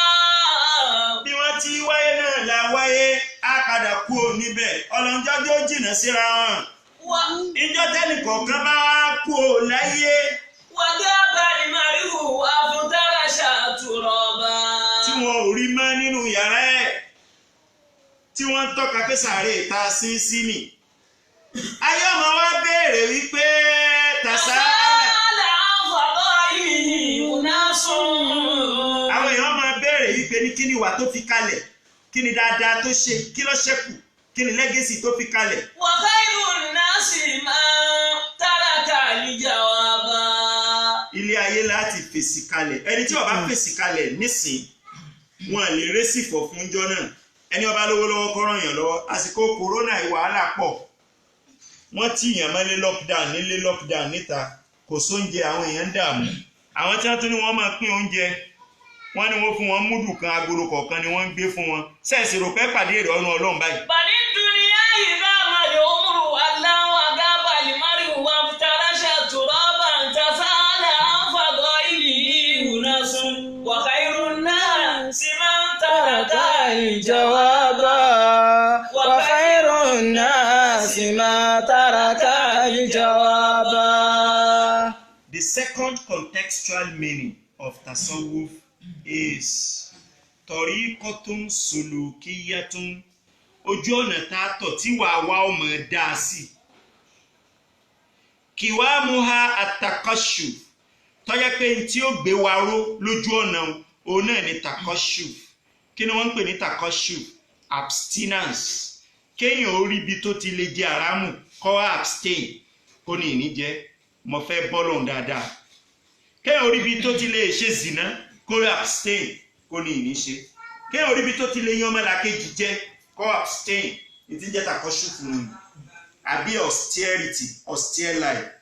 Kéèyàn máa gbé austere life kó máa gbé gbèsè ayé ìwọ̀ntúnwọ̀nsì bọ́ bá rí jẹ tọ́pọ̀ kó jẹ díẹ̀ kó fi yòókù tọrẹ fẹ́ni tí ò rí ẹni Ànábì fi sọ pé ní ta'amul ithnaini kafil arba'a oúnjẹ tó bá fi lè tóyàn méjì jẹ ó tóyàn mẹ́rin jẹ wa ta'amul arba'ati kafi thamaniya oúnjẹ tó bá fi lè tóyàn mẹ́rin jẹ bí wọ́n bá fìfẹ́ lò láàrin ara wọn èèyàn mẹ́jọ jẹ ẹnìkan kì í jẹ kílẹ̀ ọ̀fẹ́ takọ́ ṣùfù nù ní kí n tó wá mú case study àpèjúwe wá níbi second definition tá a mú nínú al-Mujamul Wasit definition kan àbí méjì ń bẹ tó fara pẹ́ èyí tó wà nínú al-Mujamul Wasit yìí alákọ̀ọ́kọ́ ń bẹ òun náà ni definition tí Abbas Mahmoud al-Akkad tó mú wá fún tasawuf nínú ọgbà tírà rẹ̀ tó pè ní al-Majmu'atul Kamila ó ṣe compendium fáwọn tírà ẹ̀mọye tírà ló wà ń bẹ ó pè ní al-Majmu'atul Kamila ọ̀kan nínú àwọn tírà yẹn wọ́n wá ń pè ní at-Tafkir Faridatun Islamiyya tá a bá wo page 390 nínú tírà yìí tí mo dákọ̀ yìí ibẹ̀ ni Abbas Mahmoud al-Akkad ló ti define tasawuf contextually bó lọ́wọ́ pé ó pè é ní zuhudun watakọ́ṣùfún wal-inqiyadu amma siwa Allah wal-inqita'u awil i'radu ani taraf ó ní tí ń jẹ́ tasawuf ní zuhudu kọ̀ọ̀rá isa watakọ́ṣù kó gbégbé sí ayé pé on manage kódà bó wà in opulence bó ní tọ́pọ̀ gbégbé sí ayé pọ̀ manage nítorí ẹlòmí wọ́n ní tó bá jẹun tó yó márùn kùn bọ̀m̀bọ̀m torí páyé gbẹgẹ́ gbégbé sí ayé pé ò ní púpọ̀ Abbas Mahmoud al-Akkad lọ sọ báyìí so ìtumọ̀ tó mú wà ní ọjọ́ ìtumọ̀ tá a kà nínú al-Mujamul Wasit torí al-Mujamul Wasit ó sọ̀rọ̀ kí ni ó ní kí wọ́n há at-takashuf àfáà yìí náà sì dákọ̀ takashuf ọ̀dàkọ̀ zuhudu. Another definition, contextual definition tó jọ tinú al-Mujamul Wasit fún tasawuf oní ti Ibn Khaldun tó kú ní 1406 kí ni Ibn Khaldun sọ nípa tasawuf ó ní al-uqufu ala al-ibada wal-inqita'u ila Allah al-uqufu ala al-ibada ká dájú kọ pa fẹ́ sin lọ́n tààrà wal-inqita'u ila Allah ká má rántí bẹ láyé ká má question mind wa lórí gbogbo tá bá ń ṣe pé ìjẹ́nu Ọlọ́run tó sí mi lórí ìgbésẹ̀ tí mo gbé yìí wal-i'radu an zukhrufi dunya wa zinatiha gbogbo ròyòròyò ayé tí mú yàn ṣẹ̀ṣẹ̀ gbé kagúnrí fún bẹ́ lápèjúwe ìjọ tí Alamisi à ń bẹ ní gọ́fúnà ní Bayelsa State ní Nàìjíríà Alamisi à ní the first civilian governor ní Bayelsa State nígbà tí wọ́n dá Bayelsa lẹ̀ oil rich state nínú oil rich state mẹ́sàn-án tó tá ní Nàìjíríà ní Bayelsa wa Alamisi à ní governor deputy rẹ̀ ní Jonathan Alamisi à wá kó owó ń gbọ̀ ya wá lọ Germany ó ní ikùn tóbi òun fẹ́ ṣe kìíní kan tọ́ ní operation kí wọ́n reduce ẹ̀ kò sì mọ̀ pé wọ́n lé òun láti Nàìjíríà ọwọ́ ọdún plane padà kó òun bọ̀ wá báwọn ọlọ́pàá detective ní ṣe já plane dúró tí wọ́n wọ̀fẹ̀ wípé Mr. So Alamisi should please stand up and come forward lọ́ba náà ọba ní àwọn arrest ẹ̀ ó ní warrant of arrest yín dà wọ́n bá fi hàn oníbọ̀ tó òun wà under immunity torí pé section 308 nínú Nigeria 1999 constitution ó grant immunity fún president of Nigeria àti vice president ó di méjì fún governors ó di mẹ́ta àti deputy governors ó di mẹ́rin serving governor lòun ní Nigeria tó ti travel wa bóun bá ṣẹ̀ ní Nigeria gan wọn lè mú eléyìí wá sọ fún mi pé ní immunity rẹ ti end níjọ́ tó ti fi ṣọ́ Nigeria lẹ o enjoy international immunity gbọ́ya ọlọ́kọ́ọ̀tù wọ́n àárẹ̀ nǹkan ṣe ọgbà bẹ́ẹ̀lì gbogbo ẹ lọ bẹ́ẹ̀ láàrin ìgbà tí ń fèsì wàhálà yẹn about 2 months plus ojú rẹ̀ ń bẹ ní pé bò ni wọ́n ṣe ń ṣe lé deputy rẹ̀ wọ́n ti swear rẹ̀ in as acting governor kò kúfà lójú ayé ẹ̀ náà òun bá kọ lẹ́tà sílé pé ní kí wọ́n fóun ní leave 120 days more thinking pé láàrin period of 120 days tí jẹ́ 4 months òun ti yanjú gbogbo kéèsì tó ní ìlú òyìnbó torí wọ́n ti sísì passport ẹ̀ kò lè wálé tó bá yanjú ẹ̀ wọ́n tú ohun lẹ̀ òun ọ̀lọ́ ọba send the letter sí House of Assembly ní Bayelsa ẹni tó jẹ́ closest ally rẹ̀ speaker Bayelsa State House of Assembly nígbà náà kò mọ̀ pé wọ́n ti yọ deputy speaker wọ́n ti yọ òun náà wọ́n bá gbé lẹ́tà síbẹ̀ wọ́n deliberate lórí lẹ́tà ọ̀wọ́lé ọ̀rọ̀ lọ pọ̀ bó ṣe di pé ṣàdédé ni wọ́n rí tí Alábísí àsọ́fèsì ní Nàìjíríà wọn ọ̀mọ̀nà tó gbà dé Nàìjíríà kò sì mú pásítọ̀tì ẹ̀ kúrò lọ́dọ̀ àwọn ọlọ́pàá odidi ọ̀rọ̀ míì nìyí ní tí mo fẹ́ lò ní wípé ìgbà tó wá dé Nàìjíríà gbogbo àwọn èèyàn kọ̀ndẹ́mù ẹ̀ gbogbo àwọn gọ́fúnà sí òkú kọ̀ndẹ́mù ẹ̀ wípé padà kọ́ lọ parí ẹjọ́ rẹ o nígbà tí ó padà bí Gani Fáyẹ̀mí ní inú ìbádùn gbà náà tó jẹ́ EFCC chairman bí wọ́n ṣe advice House of Assembly Bayelsa wípé kí wọ́n impeach ẹ̀ bí wọ́n ṣe impeach ẹ̀ nu the same deputy governor rẹ̀ Jonathan ìjọ́ kejì tí wọ́n impeach ẹ̀ ni wọ́n swear rẹ̀ yìí wọlé wọ́n swear rẹ̀ wọlé ìjọ́ kejì ọ́fíìsì tó wọ́n dé ìjọ́ kejì fọ́tò Alámísáyà tó gbé sí ọ́fíìsì governor's house kò tí ì tó ṣẹ́jú mẹ́wàá Jonathan yòókù bẹ́ẹ̀ ò gbé fọ́tò tiẹ̀ sí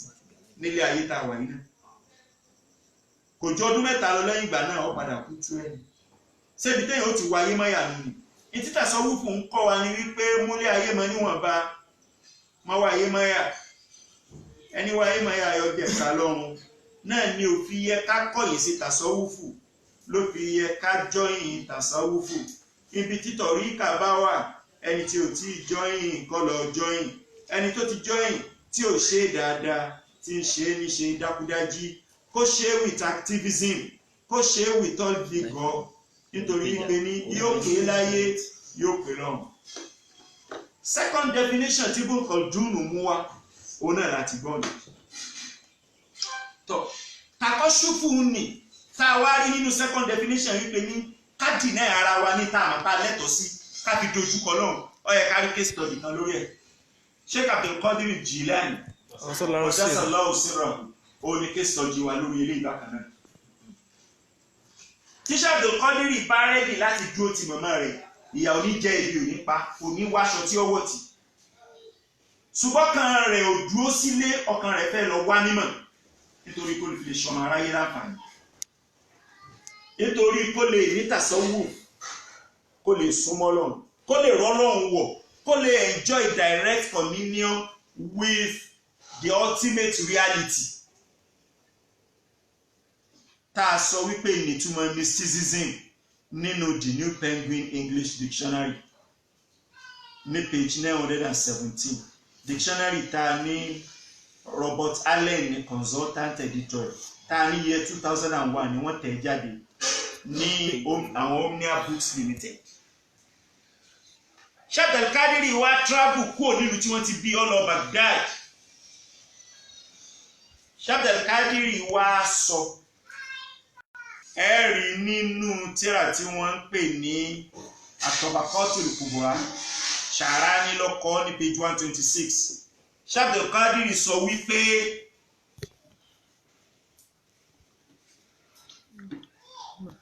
ó ní kuntu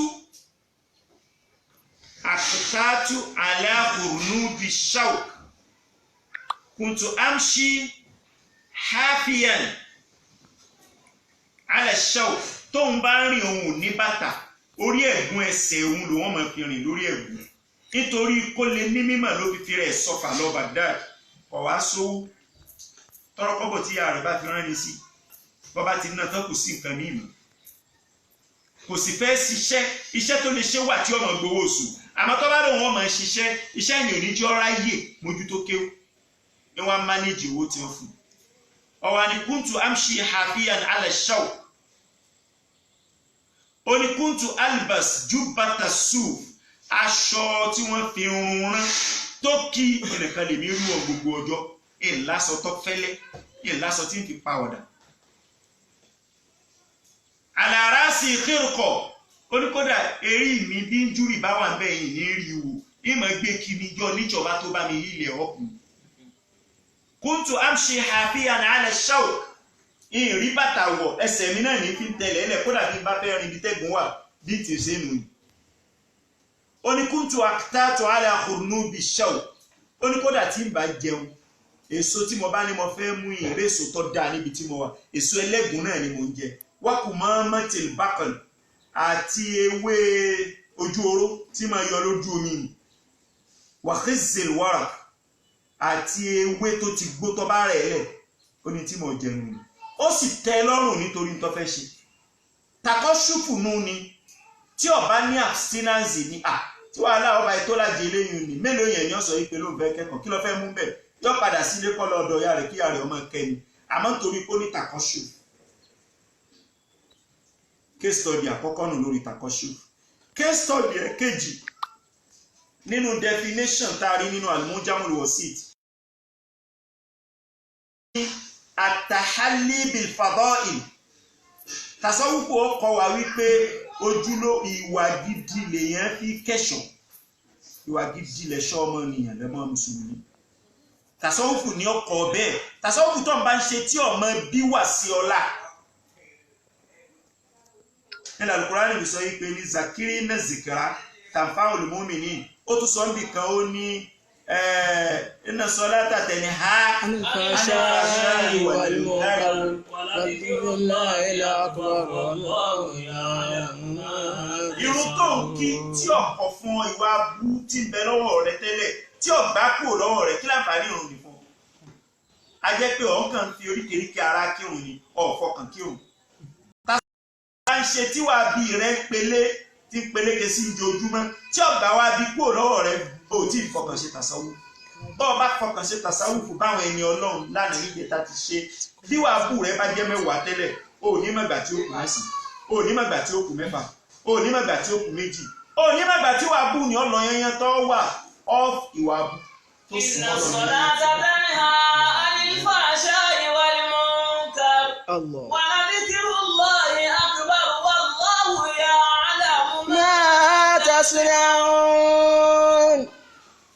àwa ní case study bíi méjì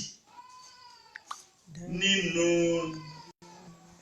ọ̀rọ̀ wípé kẹ́ṣọ́ pẹ̀lú wárí tọ́jọ́ kan lára àtúmọ̀ tasawuf alákọ̀ọ́kọ́ case study wa iná ní Ànábì wa Muhammad sallallahu alayhi wa sallam. àwọn Muhammad sọ fún wa wípé man sarrahu an yatamassala lahu an-nasu qiyaman falyatabawwa maq'adahu minan nar. ẹni tó bá dùn mọ́ nínú pé tó ń bá ti yọ ságbo kí gbogbo ìjókòó ọmọ ìdìde fóun Ànábì nírú ẹni bẹ́ẹ̀ tó bí Ọlọ́run nú ní ṣeun ni kírú ẹni gbogbo náà pátápátá irú ẹni bẹ́ẹ̀ lọ́lọ́run pàá lè ṣe kalẹ̀ fún kó túṣe tó wù mẹ́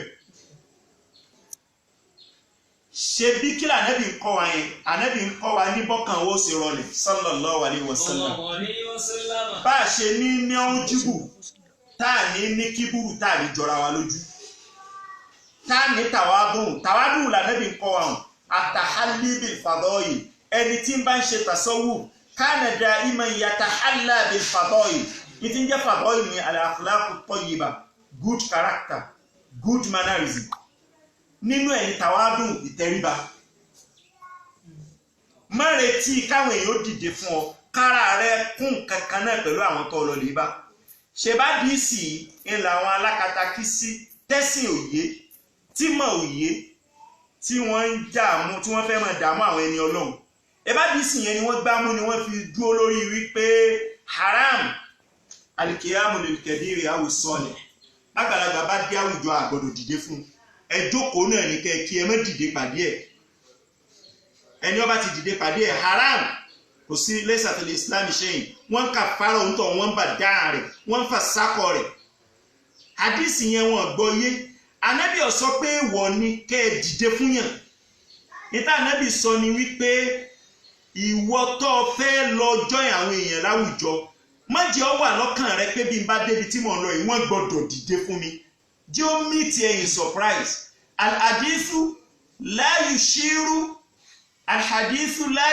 ila man al-hadithu yushiru ila man yuqamu lahu wa la yushiru ila al-qa'im lil-qadim. Ẹni tí wọ́n dìde fún ìlàdísì ń bá sọ̀rọ̀ pé márùn kẹ́ pé wọ́n gbọ́dọ̀ dìde fún tí bá débi sí rẹ̀. Àdísì ni ó sọ pé ìwọ ni ẹni tí wọ́n bá rí pé kọ́ pọ́nlé kò dìde fún àpọ́nlé bẹ́ẹ̀nù ìsìlámù mọ̀nà tápọ́nlé ọ̀bá sínú ìsìlámù ní kí wá ní túmọ̀ wà lápọ́dí kàrámúná bà ní ádámù.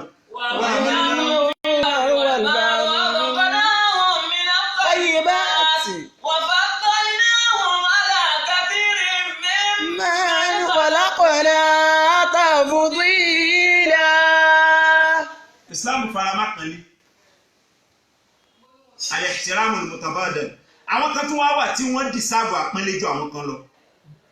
Islam ní recognition fún sínú ọjọ́ orí. Bẹ́ẹ̀ nìkan bá ju ọ̀lọ́ pọ́nlé bí Yorùbá náà ṣe ní. Bí Islam ò bá ní recognition fọ́jọ́ orí ni níjọ́ tí Ànábì ń fi bá ṣe ìmáàmù lélẹ̀ tí ń fi súnà ta aláfi ṣáájú tí gbogbo wa bá pé ta fẹ́ kírun. Ànábì ní yawmul jamaata akrahum li kitabillahi. Bí gbogbo yín bá pé tẹ fẹ́ kírun tẹ̀ sí tí ní permanent ìmáàmù ẹni tí ó ṣe ìmáàmù tẹ̀ tì síwájú akrahum li kitabillahi náà lẹ́yìn tó bá máa Al-Qur'ani kàjù nínú gbogbo yín. Ànábì tẹ̀síwájú sallallahu alaihi wasallam ó ní wa in kanu fil qira'ati sawa'an tó bá ṣe pé gbogbo yín tẹ́ fẹ́ kírun ẹjọ́ Al-Qur'ani kà déédéé ni. Ó ní fa'alamuhum sunnatan ẹni ó bá mọ̀ súnà Ànábì jù nínú yín ó ní ẹ tún fi ṣáájú. Ànábì ní wa in kanu fi sunnati sawa'an tó bá jẹ́ pé ẹjọ́ mọ̀ súnà Ànábì bákan náà ni. Ó ní fa'aqidamuhum hijratan ó ní fa'aqidamuhum sinna. Bẹ́ẹ̀ bá jọ ní mímọ̀ bákan náà fa'aqidamuhum sinna ẹni tó bá dàgbà ju àwọn yòókù lọ nínú yín ẹni ẹ ti ṣáájú. Màkánà ń bẹ fọ́jọ́ orí nù. Bẹ́ẹ̀ ni màkánà ń bẹ fáwọn nǹkan kọ̀ọ̀kan tí máa mọ̀ ìyáza ẹnìkan from the group tí ó dẹ́ nìkan yarí tí ó dẹ́ nìkan yà lọ́tọ̀ kúrò nínú àwọn èèyàn tó kù gẹ́gẹ́ bí mímọ̀.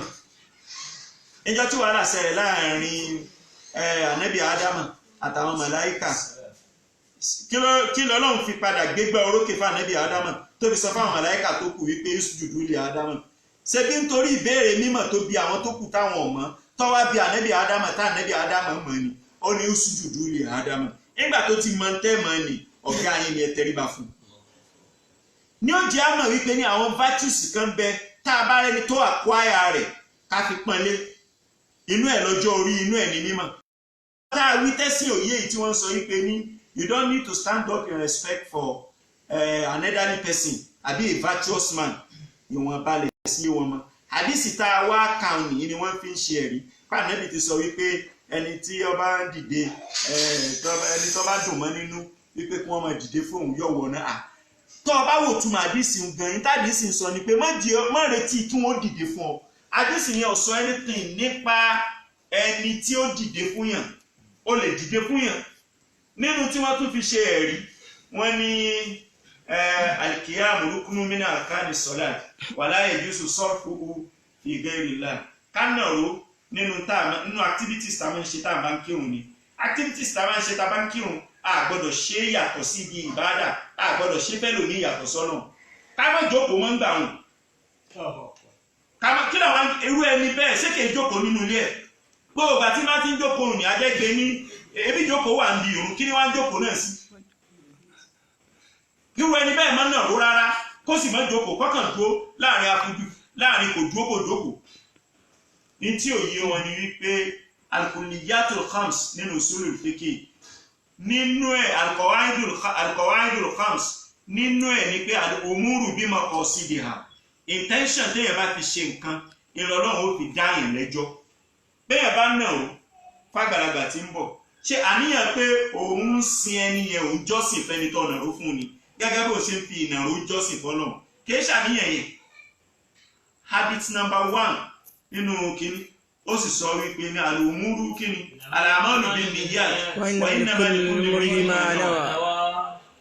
So àwọn nǹkan yẹn yẹ kó yé wọn kìí ṣe kéèyàn kàn bá àdìsí kan mú ọmọ wa gbé káàkiri al-ulumu ba'duha ma'a ba'din tatarabat ìwọ tó dájọ́ nínú ẹ̀sìn ìmẹ́yọ̀ kankan lónìí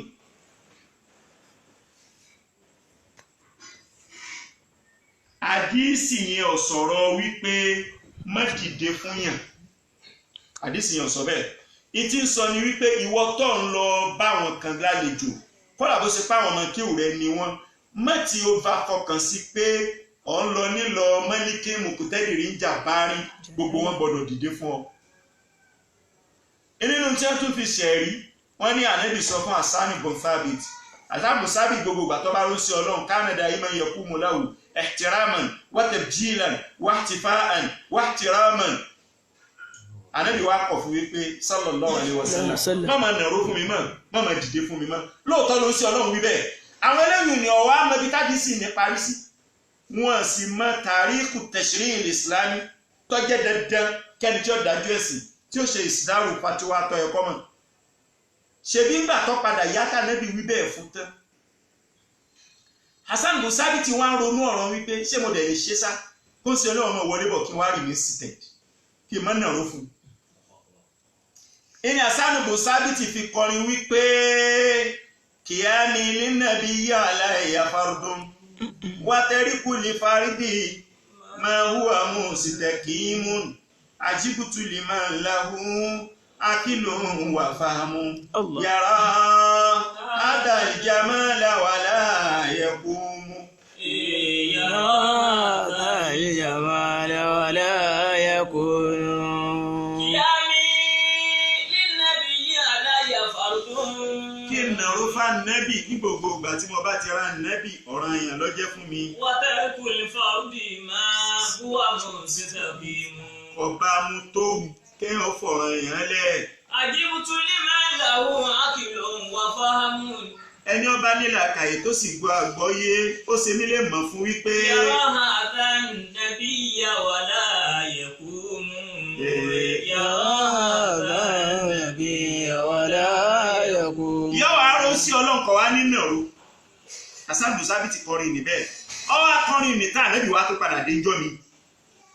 Hassan bin Thabit ń gbò tí mọ́ra akọ́mọ ìdílé fún sí ọlọ́run ọba nàró padà ànábì òwì nǹkan kan kò sọ fún pé bí mo ti ní ọmọ nàró kí mi mọ́ àìwí nǹkan kan tó ń sí ọlọ́run òwì nǹkan kan ní tẹ̀kìrìr súnà tẹ̀kìrìrì yà ní ajẹ́ kó fi rinlẹ̀ wípé ní kò sí ń tọ́ báàdì mbẹ̀ ajẹ́ sí pé èyí tọkọ̀ fún jọ́kìnní àná gan nítorí tàwádùn ànábì ní ìtẹríba ànábì àti nítorí pé àpọ́nlé tí Hassan bin Thabit máa ń ṣe fún ànábì pẹ̀lú dídìde ọ̀pọ̀ ìlójú ọkọ̀ tíjú àkọ́kọ́ fún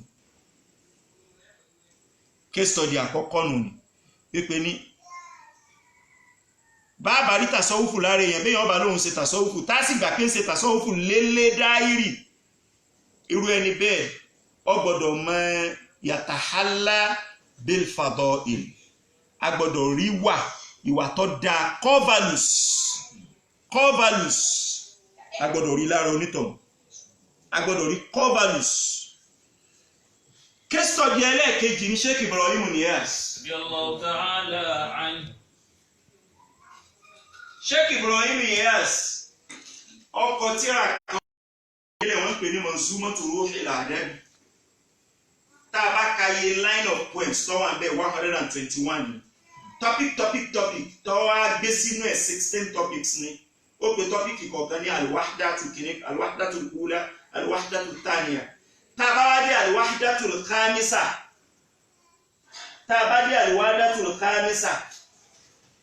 tọ́pìkì tó fún al-wahdatu al-khamisa òun ní iyyaka wa diya'a al-waqti don't waste your time nínú orin mẹ́sàn-án lọ́wọ́ wà níbẹ̀ ni nígbà tí ó fi wá gúnlẹ̀ lórí ọ̀rọ̀ don't waste your time in life ó padà wá sọ̀rọ̀ nípa sọ́búrú ọkọ̀ wa ní sọ́búrú wípé ní èyẹ gbọ́dọ̀ lè persevere èyẹ gbọ́dọ̀ ní sùúrù ó gbọ́dọ̀ lágbèmára bó lọ́wọ́ wí ní al-wahdatul khamisa ó ní òhòrú sálẹ̀ àkọ́ọ̀tì kulla hirsi wá sáré mìíràn túbúlá bàlá anákísí òhòrú sí alẹ́ ọkọ̀ tí a yọ hẹ́rẹ́sì.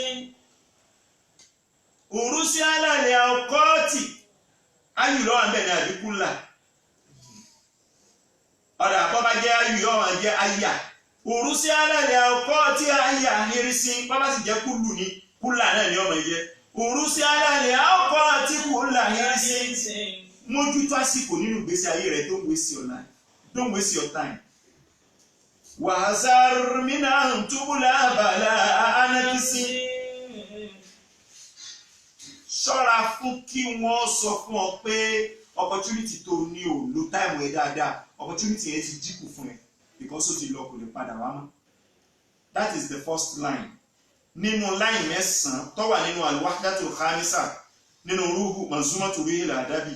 Bàbá wa súnmọ́wọ́ sàlẹ̀ ọ wá ń sọ wípé ọ wá ń sọ̀rọ̀ nípa sọ́bùrù ó ní ìzábùlítà. وإن باشتداد وشرود فاصبر سيأتيك انفراج وسرور واصبر سيأتيك انفراج وسرور ìbùlítà bí wọ́n bá dán ọ wò tọ́ra mi wò lọ́dọ̀ Ọlọ́run bíṣtìdáàdì wọ́n ṣùrúrí pẹ̀lú ilé koko fọ̀sibírí ṣe sùúrù saya'tika anfiraju wọ́n sùúrù kíní ni wọ́n padà ṣípayá ìdùnnú ọ̀padà wá dé fọkúlù lẹ́yìn ba'dahu naharu wọ̀kúlù sí ba'dahu yasaru wọ̀kúlù sí ba'dahu yasaru bálikúlù lẹ́yìn bálikúlù sí ba'dahu yusrani kàmá àtà àná àmàdàlì adínàmì olóhùn òní wá ká má rí àárọ̀ ìṣòro òní wá ká má rí dẹ̀kùn ó ní kódà bá nẹ́bì ṣe sọ ní tànẹ́bì sọ ni pé ẹni abáfi ìṣòro kan ìdẹ̀kùn ẹyọ kan kọ́ ni ó rí ìdẹ̀kùn méjì ni ó rí yóò rí dẹ̀kùn wípé ìṣòro tó dé yẹn Ọlọ́run kà kú òfin nígbà tí ní sùúrù Ọlọ́run wà sàn náà fi làwọ̀ ìfún kí ni láìkẹrin tọpa láìrin kẹsàn tọparí ẹ̀. إذا علمت لا تكن راضيا إذا علمت ستكون راضيا حكم الإله كل وقت باقيا bọ́ bá ti mèé tí mò ń wí gbogbo tọ́lọ̀ bá délẹ́jọ́ fún ọ ó rárá gbé sí kí ni ṣe Ibrahim ń kọ́ wa ní sùúrù ń gbọ́ jẹ́ mutasawwif. So these are the teachings, these are the core values. Ìta ń rí kọ́ nínú tasawufu ni kí ló wá burú mẹ́lẹ̀ fi ní àmọ́ sí tasawufu. Ìwà rẹ̀ ni ọ̀dá ni àbójú kòkòrò lọ́ọ̀yà ni ètí tasawufu ń kọ́ wa wípé ní ká má yọ̀ kánjú à ká má yọ̀ ojú kòkòrò ká má yọ̀ ọ̀dá nìkan jẹ sẹ́yìn ọ̀dá ni kí ló burú pẹ̀ tẹ́ẹ̀fì sọ wípé ní ká má ṣe é. Bá ń tún rin ìgbẹ̀yìn nìkan. إذا علمت ذا تكون راضيا حكم الإله كل وقت باقيا حكم الإله كل وقت باقيا. Fadailu Qavalus ìwà rẹ̀ náà láàrí lára Sheikh Abdul Qadir Jilani Wakilani níjọ́ tó kúrò ní Baghdadi tí ń bẹ lọ́mọ ọdún 18 tí ń lọ kẹ́kọ̀ọ́ tó kúrò ní Jilani tí ń lọ kẹ́kọ̀ọ́ ní Baghdadi. Kí ní ọkọ̀ ojú omi àbí bóòtù tí wọ́n wọ̀ wọ́n á gúnlẹ̀ wọ́n débì kan gbogbo wọn àwọn olè bá dá wọn lọ́nà kí ní bẹ lọ́wọ́ rẹ gbogbo èèyàn tí ń fi tiẹ̀ pamọ́ ẹni tó ti tiẹ̀ bọ́nú pátá ẹni tó ṣàbẹ̀ kádìrì ní ti bẹ lọ́wọ́ mi àrùbá àwọn nàìjíríà hàmà owó tá à ń ná ení èjì ẹ̀ta lọ́nà ogójì ti bẹ lọ́wọ́ mi tí àní kó fún mi nì ọ̀sẹ́ni tó mọ̀ọ́mọ̀ kọ̀ǹfẹ́sì tó kówó fáwọn olè bẹ́ẹ̀ nínú mọ́tò. Àwọn olè òní wá wà surprised wọ́n wá bí léèrè ó ní ẹ̀kọ́ tí màmá mi fi bọ́ mi ni pípẹ́ ní bẹ́ẹ̀ bá fẹ́ jẹ́ ni Ọlọ́run tààrà ó gbọ́dọ̀ dúró lòdòdó kò gbọ́dọ̀ parọ́ ó ní tó bá kó fún wa tá a gbowó òní lọ́wọ́ rẹ̀ ibi tó ń lọ kí lọ́nà ń bẹ̀ Ọlọ́run ti satisfy mind òun pé tọ́lọ́run pẹ́ òun ti ṣe òun ti sòótọ́. Onísúfí gbọ́dọ̀ tàhálà bil akhlaqi tayyiba tí wọ́n pè ní fàdọ́yì nínú mini 2 tàrí nínú al-Mujamul Wasit. Ó tọ́ ní iná ìlànẹ́bì sọ wípé ní kúlẹ̀ hákọ̀ walau kana murran ibòmí ó ní walau kana ala nafsi even if it will be against you say the truth and let the devil be ashamed. Ìníjọ́ tí Sheikh Ádámù rahimahullahu ta'ala tí wàhálà ṣẹlẹ̀ láàrin bàbá wa Sheikh Kamaluddin Mufti alákọ̀ọ́kọ́ nílọrin, wàhálà ṣẹlẹ̀ láàrin wọn pẹ̀lú àfa àsákì lórí ọ̀rọ̀ ẹgbà pàmìtì kẹ́ tó ṣe wá sí. Àfa àsákì bẹ lẹ́kọ̀ọ́ òun là fà àwọn ìjọba. Ẹni tí wọ́n bá ṣe wá sí lẹ́kọ̀ọ́ gbọ́dọ̀ gba pàmìtì. Ìjọba sì ti gbé ẹfún yàn pàmìtì, wọ́n ti gbé sọ́dọ̀ àfa àsákì. Àfa àsákì àti Sheikh Kamal sì níjà. Sheikh Ádámù sí ń lé, ńgbà Sheikh Ádámù dé wọ́n bá ọ̀rọ̀ nì nílé. Sheikh Ádámù bá ń ṣe wá sí lọ́tún lọ́sì. Wọ́n fẹ́ yan Sheikh Kamal jẹ́ nìyí. Kí ni jẹ́ kí ẹ gba pàmìtì ká tó sọ̀rọ̀ Ọlọ́run? Àfa àsákì wá ń bẹ pẹ̀lú àfa Umaru Àgbàjì. Ọlọ́run jẹ́ kí á mọ̀ dáa fún gbogbo wọn. Àfa Umaru sì ní Sheikh Ádámù kéwú lọ́dọ̀ àfa Umaru. Nígbà Sheikh Ádámù kúrò lọ́dọ̀ àfa ẹ̀sìn, àfa Sàálù ẹ̀sìn ní 1939. Sheikh Ádámù débẹ̀ ní 1934. Ó kúrò 1939. Àfa Sàálù dé Ìbàdàn 1933. Nígbà Sheikh Ádámù wá parí kéwú lọ́dọ̀ àfa ẹ̀sìn. Bàbá ni mo kéwú lọ́dọ̀ àfa ẹ̀sìn dáàrin kan. Àfa ẹ̀sìn ní Ádámù ò sí kọ́ kéwú mọ́ gbogbo tí mo mọ̀ ló ti ké. Ìṣe òsì kà fún àbúrò mi ń bẹ lẹ́kọ̀ọ́ Umaru yìí jẹ́ òun yóò tún tẹ̀síwájú ju tèmi lọ. Sheikh Ádámù kéwú lọ́dọ̀ àfa Umaru. Àfa Umaru wá ní pòsíṣàn ibi táwọn dúró sí, pòsíṣàn ibi táwọn àṣàkí wà láfa Umaru dúró sí. Ṣé ẹ mọ̀ pé tẹ́ẹ̀ mẹ́ta máa ti ń kàn sí lọ́rọ̀ dandan kọ́ ni ká ronú bákan náà. Bàbá lè rí nǹkan báyìí kọ́ mọ́ sọ pé báyìí ló mú rí. Mawahibu shatta al-mawaqifu takhtalif inda kulli niqashi. Ibi tí àfa Umaru dúró sí níbi tá àfa àṣàkí wà. Sheikh Ádámù ń bẹ níbi tí Sheikh Kamal wà. Ẹni báwọn èèyàn kan bá ń sọ wípé Sheikh Ádámù kò respect Sheikh Kamal, ó rí Sheikh Kamal fín, mo ní ẹ lọ bẹ̀rù Ọlọ́run. Ìtẹ́ ní lè sọ ń jọ́ tọ́lọ́run bá ń bí ìjọ àlùkìyámà ẹ má dá sí. Nítorí Sheikh Kamal ní Sheikh Ádámù fi wojú àpá tí wọ́n kéwú lọ́dọ̀ ẹ̀. Sheikh Ádámù kéwú lọ́dọ̀ Sheikh Kamal, àmọ́ wọ́n rí pòótọ́ ń bẹ lọ́dọ̀ Sheikh Kamal lórí ọ̀rọ̀, wọ́n sì dúró tì wọ́n gbám. Àfa àwọn Sheikh Umaru tó kọ́ Sheikh Ádámù kéwú wá pé Sheikh Ádámù wípé wá sí rẹ̀ lé kankan against àfa àṣàkí. Ibi tá àfa àṣàkí ń lọ ibẹ̀ lèmi náà wà. Má fi wá sí bá àfa àṣàkí wí mọ́. Jẹ́ kí Kamalu ọgbà pàmìtì tí Ṣakí ń sọ pé kí Kamalu ọwá gbà kí Kamalu tó lè ṣe wá sí. Sheikh Ádámù ní ibo lọ̀rọ̀ wá gbà pàmìtì wà ní Al-Qur'an ká tó ṣe wá sí. Àfa Umaru ní ọ̀dà ìwọ tó ń sọ pé ibo lọ̀rọ̀ wá gbà pàmìtì wà ní Al-Qur'an ká tó ṣe wá sí. Mẹ́kà tá à ń lọ kí lóde tá à ń gba passport. Ṣèbí passport ọ wà ní position bí ìgbà téèyàn gba pàmìtì náà ni. Ẹni tí ó gba passport ò lè lọ lóòrùn. Bọ́ọ̀bá bí mi wípé níbo ni pàmìtì ká ṣe wá sí wà, kọ́kọ́ dáhùn pé bo ni pàmìtì ká gba, ibo ni legality ká gba passport ká tó lọ Mọ́kà lọ sí lọ́wọ́. Sheikh Ádámù ní tó bá jẹ́ pé ti passport ká lọ Mọ́kà ká lọ sí lọ́wọ́ ni ìdí eléyìí bẹ́ẹ̀ náà Al-Qur'an. Allahu Akbar. Sheikh Umaru ní mú wá sí àwò. Sheikh Ádámù ní Ọlọ́run ní látẹ́rùkùlù bùyú tángẹ́rà bùyú ti kú. Àtàtàstáàdì síwájú sẹ́lìmù àlàáfíà. Bẹ́ẹ̀ bá fẹ́ wọ àyè kan tẹ́ wọlé kan, ẹ gbọ́dọ̀ dábẹ̀wọ̀ láì kò gba permission. Passport tá ń gbà ká tó lọ sí náà ní ájì, ká tó lọ ṣe ájì. Áyà yẹn lọ sọ ọ́ dẹ̀ tọ́ pé ká gba passport, tọ́rọ́ náà ti ní ká gba permission. Passport yẹn dúró ní position permission ni. Àfáà Umaru ní ọ̀rọ̀ lé ní ayé lẹ́yìn wíkọ̀ sọ̀rọ̀ lù. Mọ́kà tá ń sọ ìlú ni kìí ṣe lé. Sheikh Ádámù ní ẹ̀sọ́ tí ìdìbò fún mi. Ebi ilé kan ní àyè, ilé kan níbẹ̀, ilé kan níbẹ̀ o. Ìní wọ́n papọ̀ ní ìdìbò. Sheikh Ádámù rìpọ́ọ̀tù ọ̀rọ̀ yìí jáde fún rẹ̀. Ó nígbà tá a bá débẹ̀ ni, Àfáà Umaru sọ fún mi wípé ní ọmọ àlè ni ọ́. Sheikh Ádámù ni mo sì sọ fún àfáà mi, mo dá padà wípé bàbá mi ló bí mi. Mo mọ bàbá mi sì mọ̀ mí. Bàbá mi ló lè sọ ntẹ́ wí ní kéṣẹ́. Kí ló jẹ́ kí Sheikh Ádámù ó lè gbóyà bẹ́ẹ̀ láti fèsì àfáà rẹ̀ nítorí òdodo òótọ́.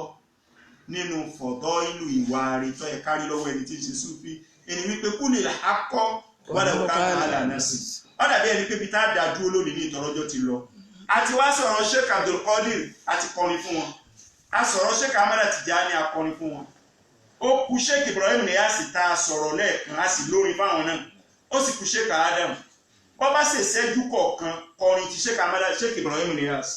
Barahamu Niyasi kọ́ọ̀lá Sheikhuna Azimu Limaqami lahu tajallin kabirun faqali mala fi sanami. tá a bá ń sọ̀rọ̀ gíga nígbà Sheikh Ibrahim ẹnìkan tí ó fọwọ́ bo òjìji rẹ̀ sí kò sẹ́ni tí ọmọ Sheikh Ibrahim kọ́lọ̀ ń pọ́nlé kò sẹ́ni tí ọmọ Sheikh Ibrahim Niyas wípé ní ó ní tàjálí kò sẹ́ni tí ọmọ kó ní futuhatu rabbaniya. Abuhuma binu ilmi mu'allifun kulla ami. Sheikh Ibrahim bá mímọ̀ ńlẹ̀ ni bàbá tó bí onímọ̀ ni mufasiru ni kátìbù ni.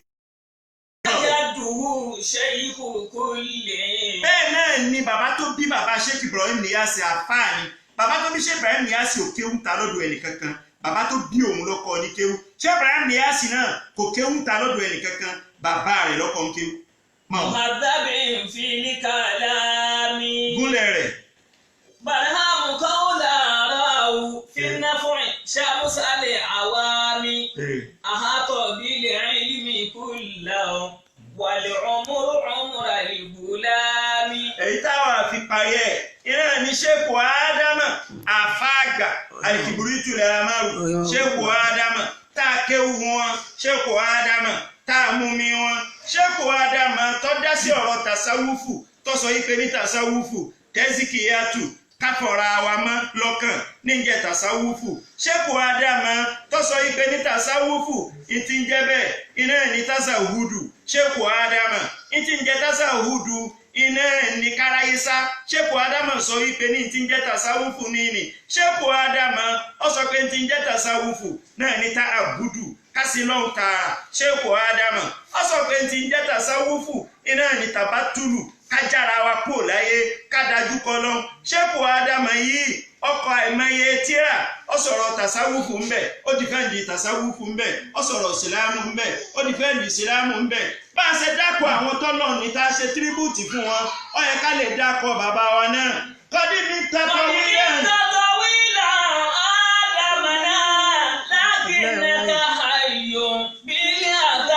bí mo ti kọ́ tẹ́lẹ̀ lólóòótọ́ àmọ́ mo ti change nǹkan kan bẹ̀ lónìí kàkà tí ó fi máa jẹ́ kọ́dí mi tàtọ̀ wíyẹn wá sọ wípé kọ́dí tọ́lá màmá túkà á. Sheikh Adama ó ti pẹ́ tẹ́tí lọ. Lakinnaka hayyun bil athari. ẹ̀yin kì í ṣẹni tí ó lọ yẹn tí ò ní ṣẹ́kù. Bíkí ọkà tàbíbù fanu ìṣídùá. Sheikh Adama ó ti lọ àmọ́ ń bẹ gẹ́gẹ́ bí ẹni tí ń bẹ ọ̀ ń bẹ ju ẹni tí ń bẹ láyé lọ. Nam tahta jiwari muqtadiri. ọ̀dọ̀ Ọlọ́run ọba tó wà tó ń ṣe fàájì dùn ń bẹ̀ irun tó kí láyé ọmọ wa kí ẹ tẹ̀sùbá àtọ̀ fàlàyé yọ́mọ̀ wá kí ẹ iye ìgbà tó kọ́mọ̀ ní à ń kéwu yọ́mọ̀ wá kí ẹ iye tíra tó wà láfà iye kútùbà tó ṣe láyé iye wáàsí tó ṣe láyé iye parí ìjà tó ṣe láyé níbi tó ń bẹ ní ọ̀dọ̀ Ọlọ́run ní má ṣe fàájì níbẹ̀ ìfẹ́ dùn. Sheikh Adama ìmọ̀ ló gbé ọ jáde ìmọ̀ ló gbé ọ ró aṣọ ọmọ lọ dá ẹ̀wù ọmọ lọ jẹ oúnjẹ ọmọ lọ jẹ. Òkè wa ni ọ nínú mímọ̀ gbogbo ayé mọ̀ ọ bẹ́ẹ̀. Ọkọ gbogbo èèyàn ní kéwú níjọ́ tẹ̀ ń kọ́ gbogbo èèyàn ní kéwú Sheikh Adama ẹ̀ sọ̀rọ̀ jù níjọ́ náà. Ẹ kọ́ gbogbo èèyàn ní kéwú nínú kíláàsì ẹ mú sọ́ọ̀kì dání bọ́bá tó yálẹ̀ ẹ̀kan lọ́sẹ̀ ẹ tún pè kíní kan ní Darussan Am general study àtàfà àtọmọkéwú gbogbo wọn ló kó sábẹ́ igi ọmọ fi mímọ̀ mọ̀ wọ́n ọmọ fi mímọ̀ bọ̀ wọ́n yóò. ọlá téèyàn rí níbi mímọ̀ pọ̀ ọ̀pọ̀lọpọ̀ rẹ̀ ní Sheikh Adama tọ́wọ́ kó tó lọ. kìí ṣe ipe ní ká máa wówó nìkan owó ṣá mímọ̀ òbí bẹ́ẹ̀ Sheikh Adama mọ́ ayé bẹ́ẹ̀.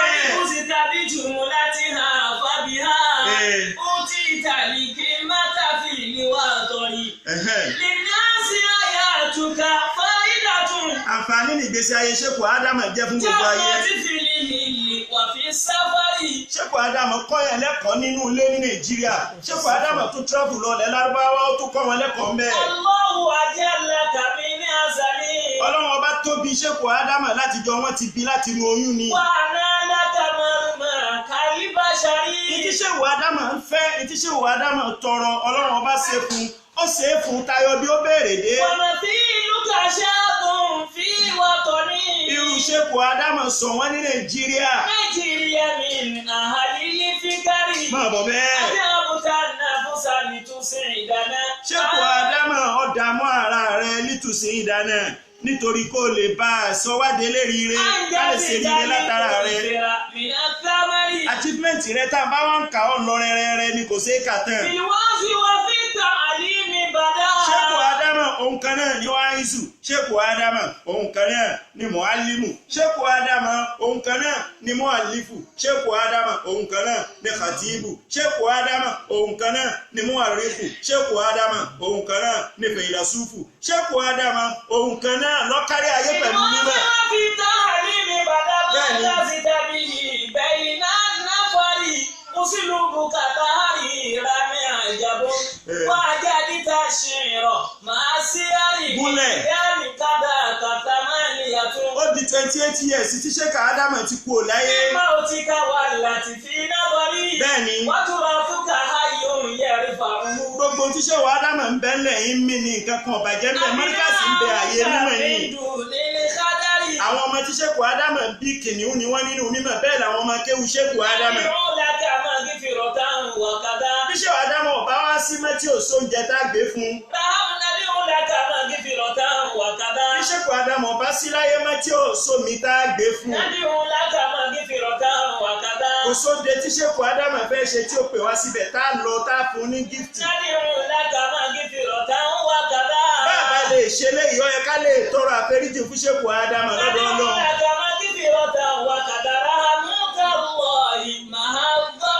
ká tọrọ kí Ọlọ́run fún àfa wa ṣékù ádámù. ká tọrọ pé kọ́lọ́run ọbọ̀ sàlékún èrè jẹ fún ṣékù ádámù nínú sàárè àti. gbogbo àwọn ẹni Ọlọ́run tá a ti fẹnu pè láti gbà tá a ti bẹ̀rẹ̀ lọ́tọ̀ ni Ọlọ́run bá kẹ́ gbogbo wọn.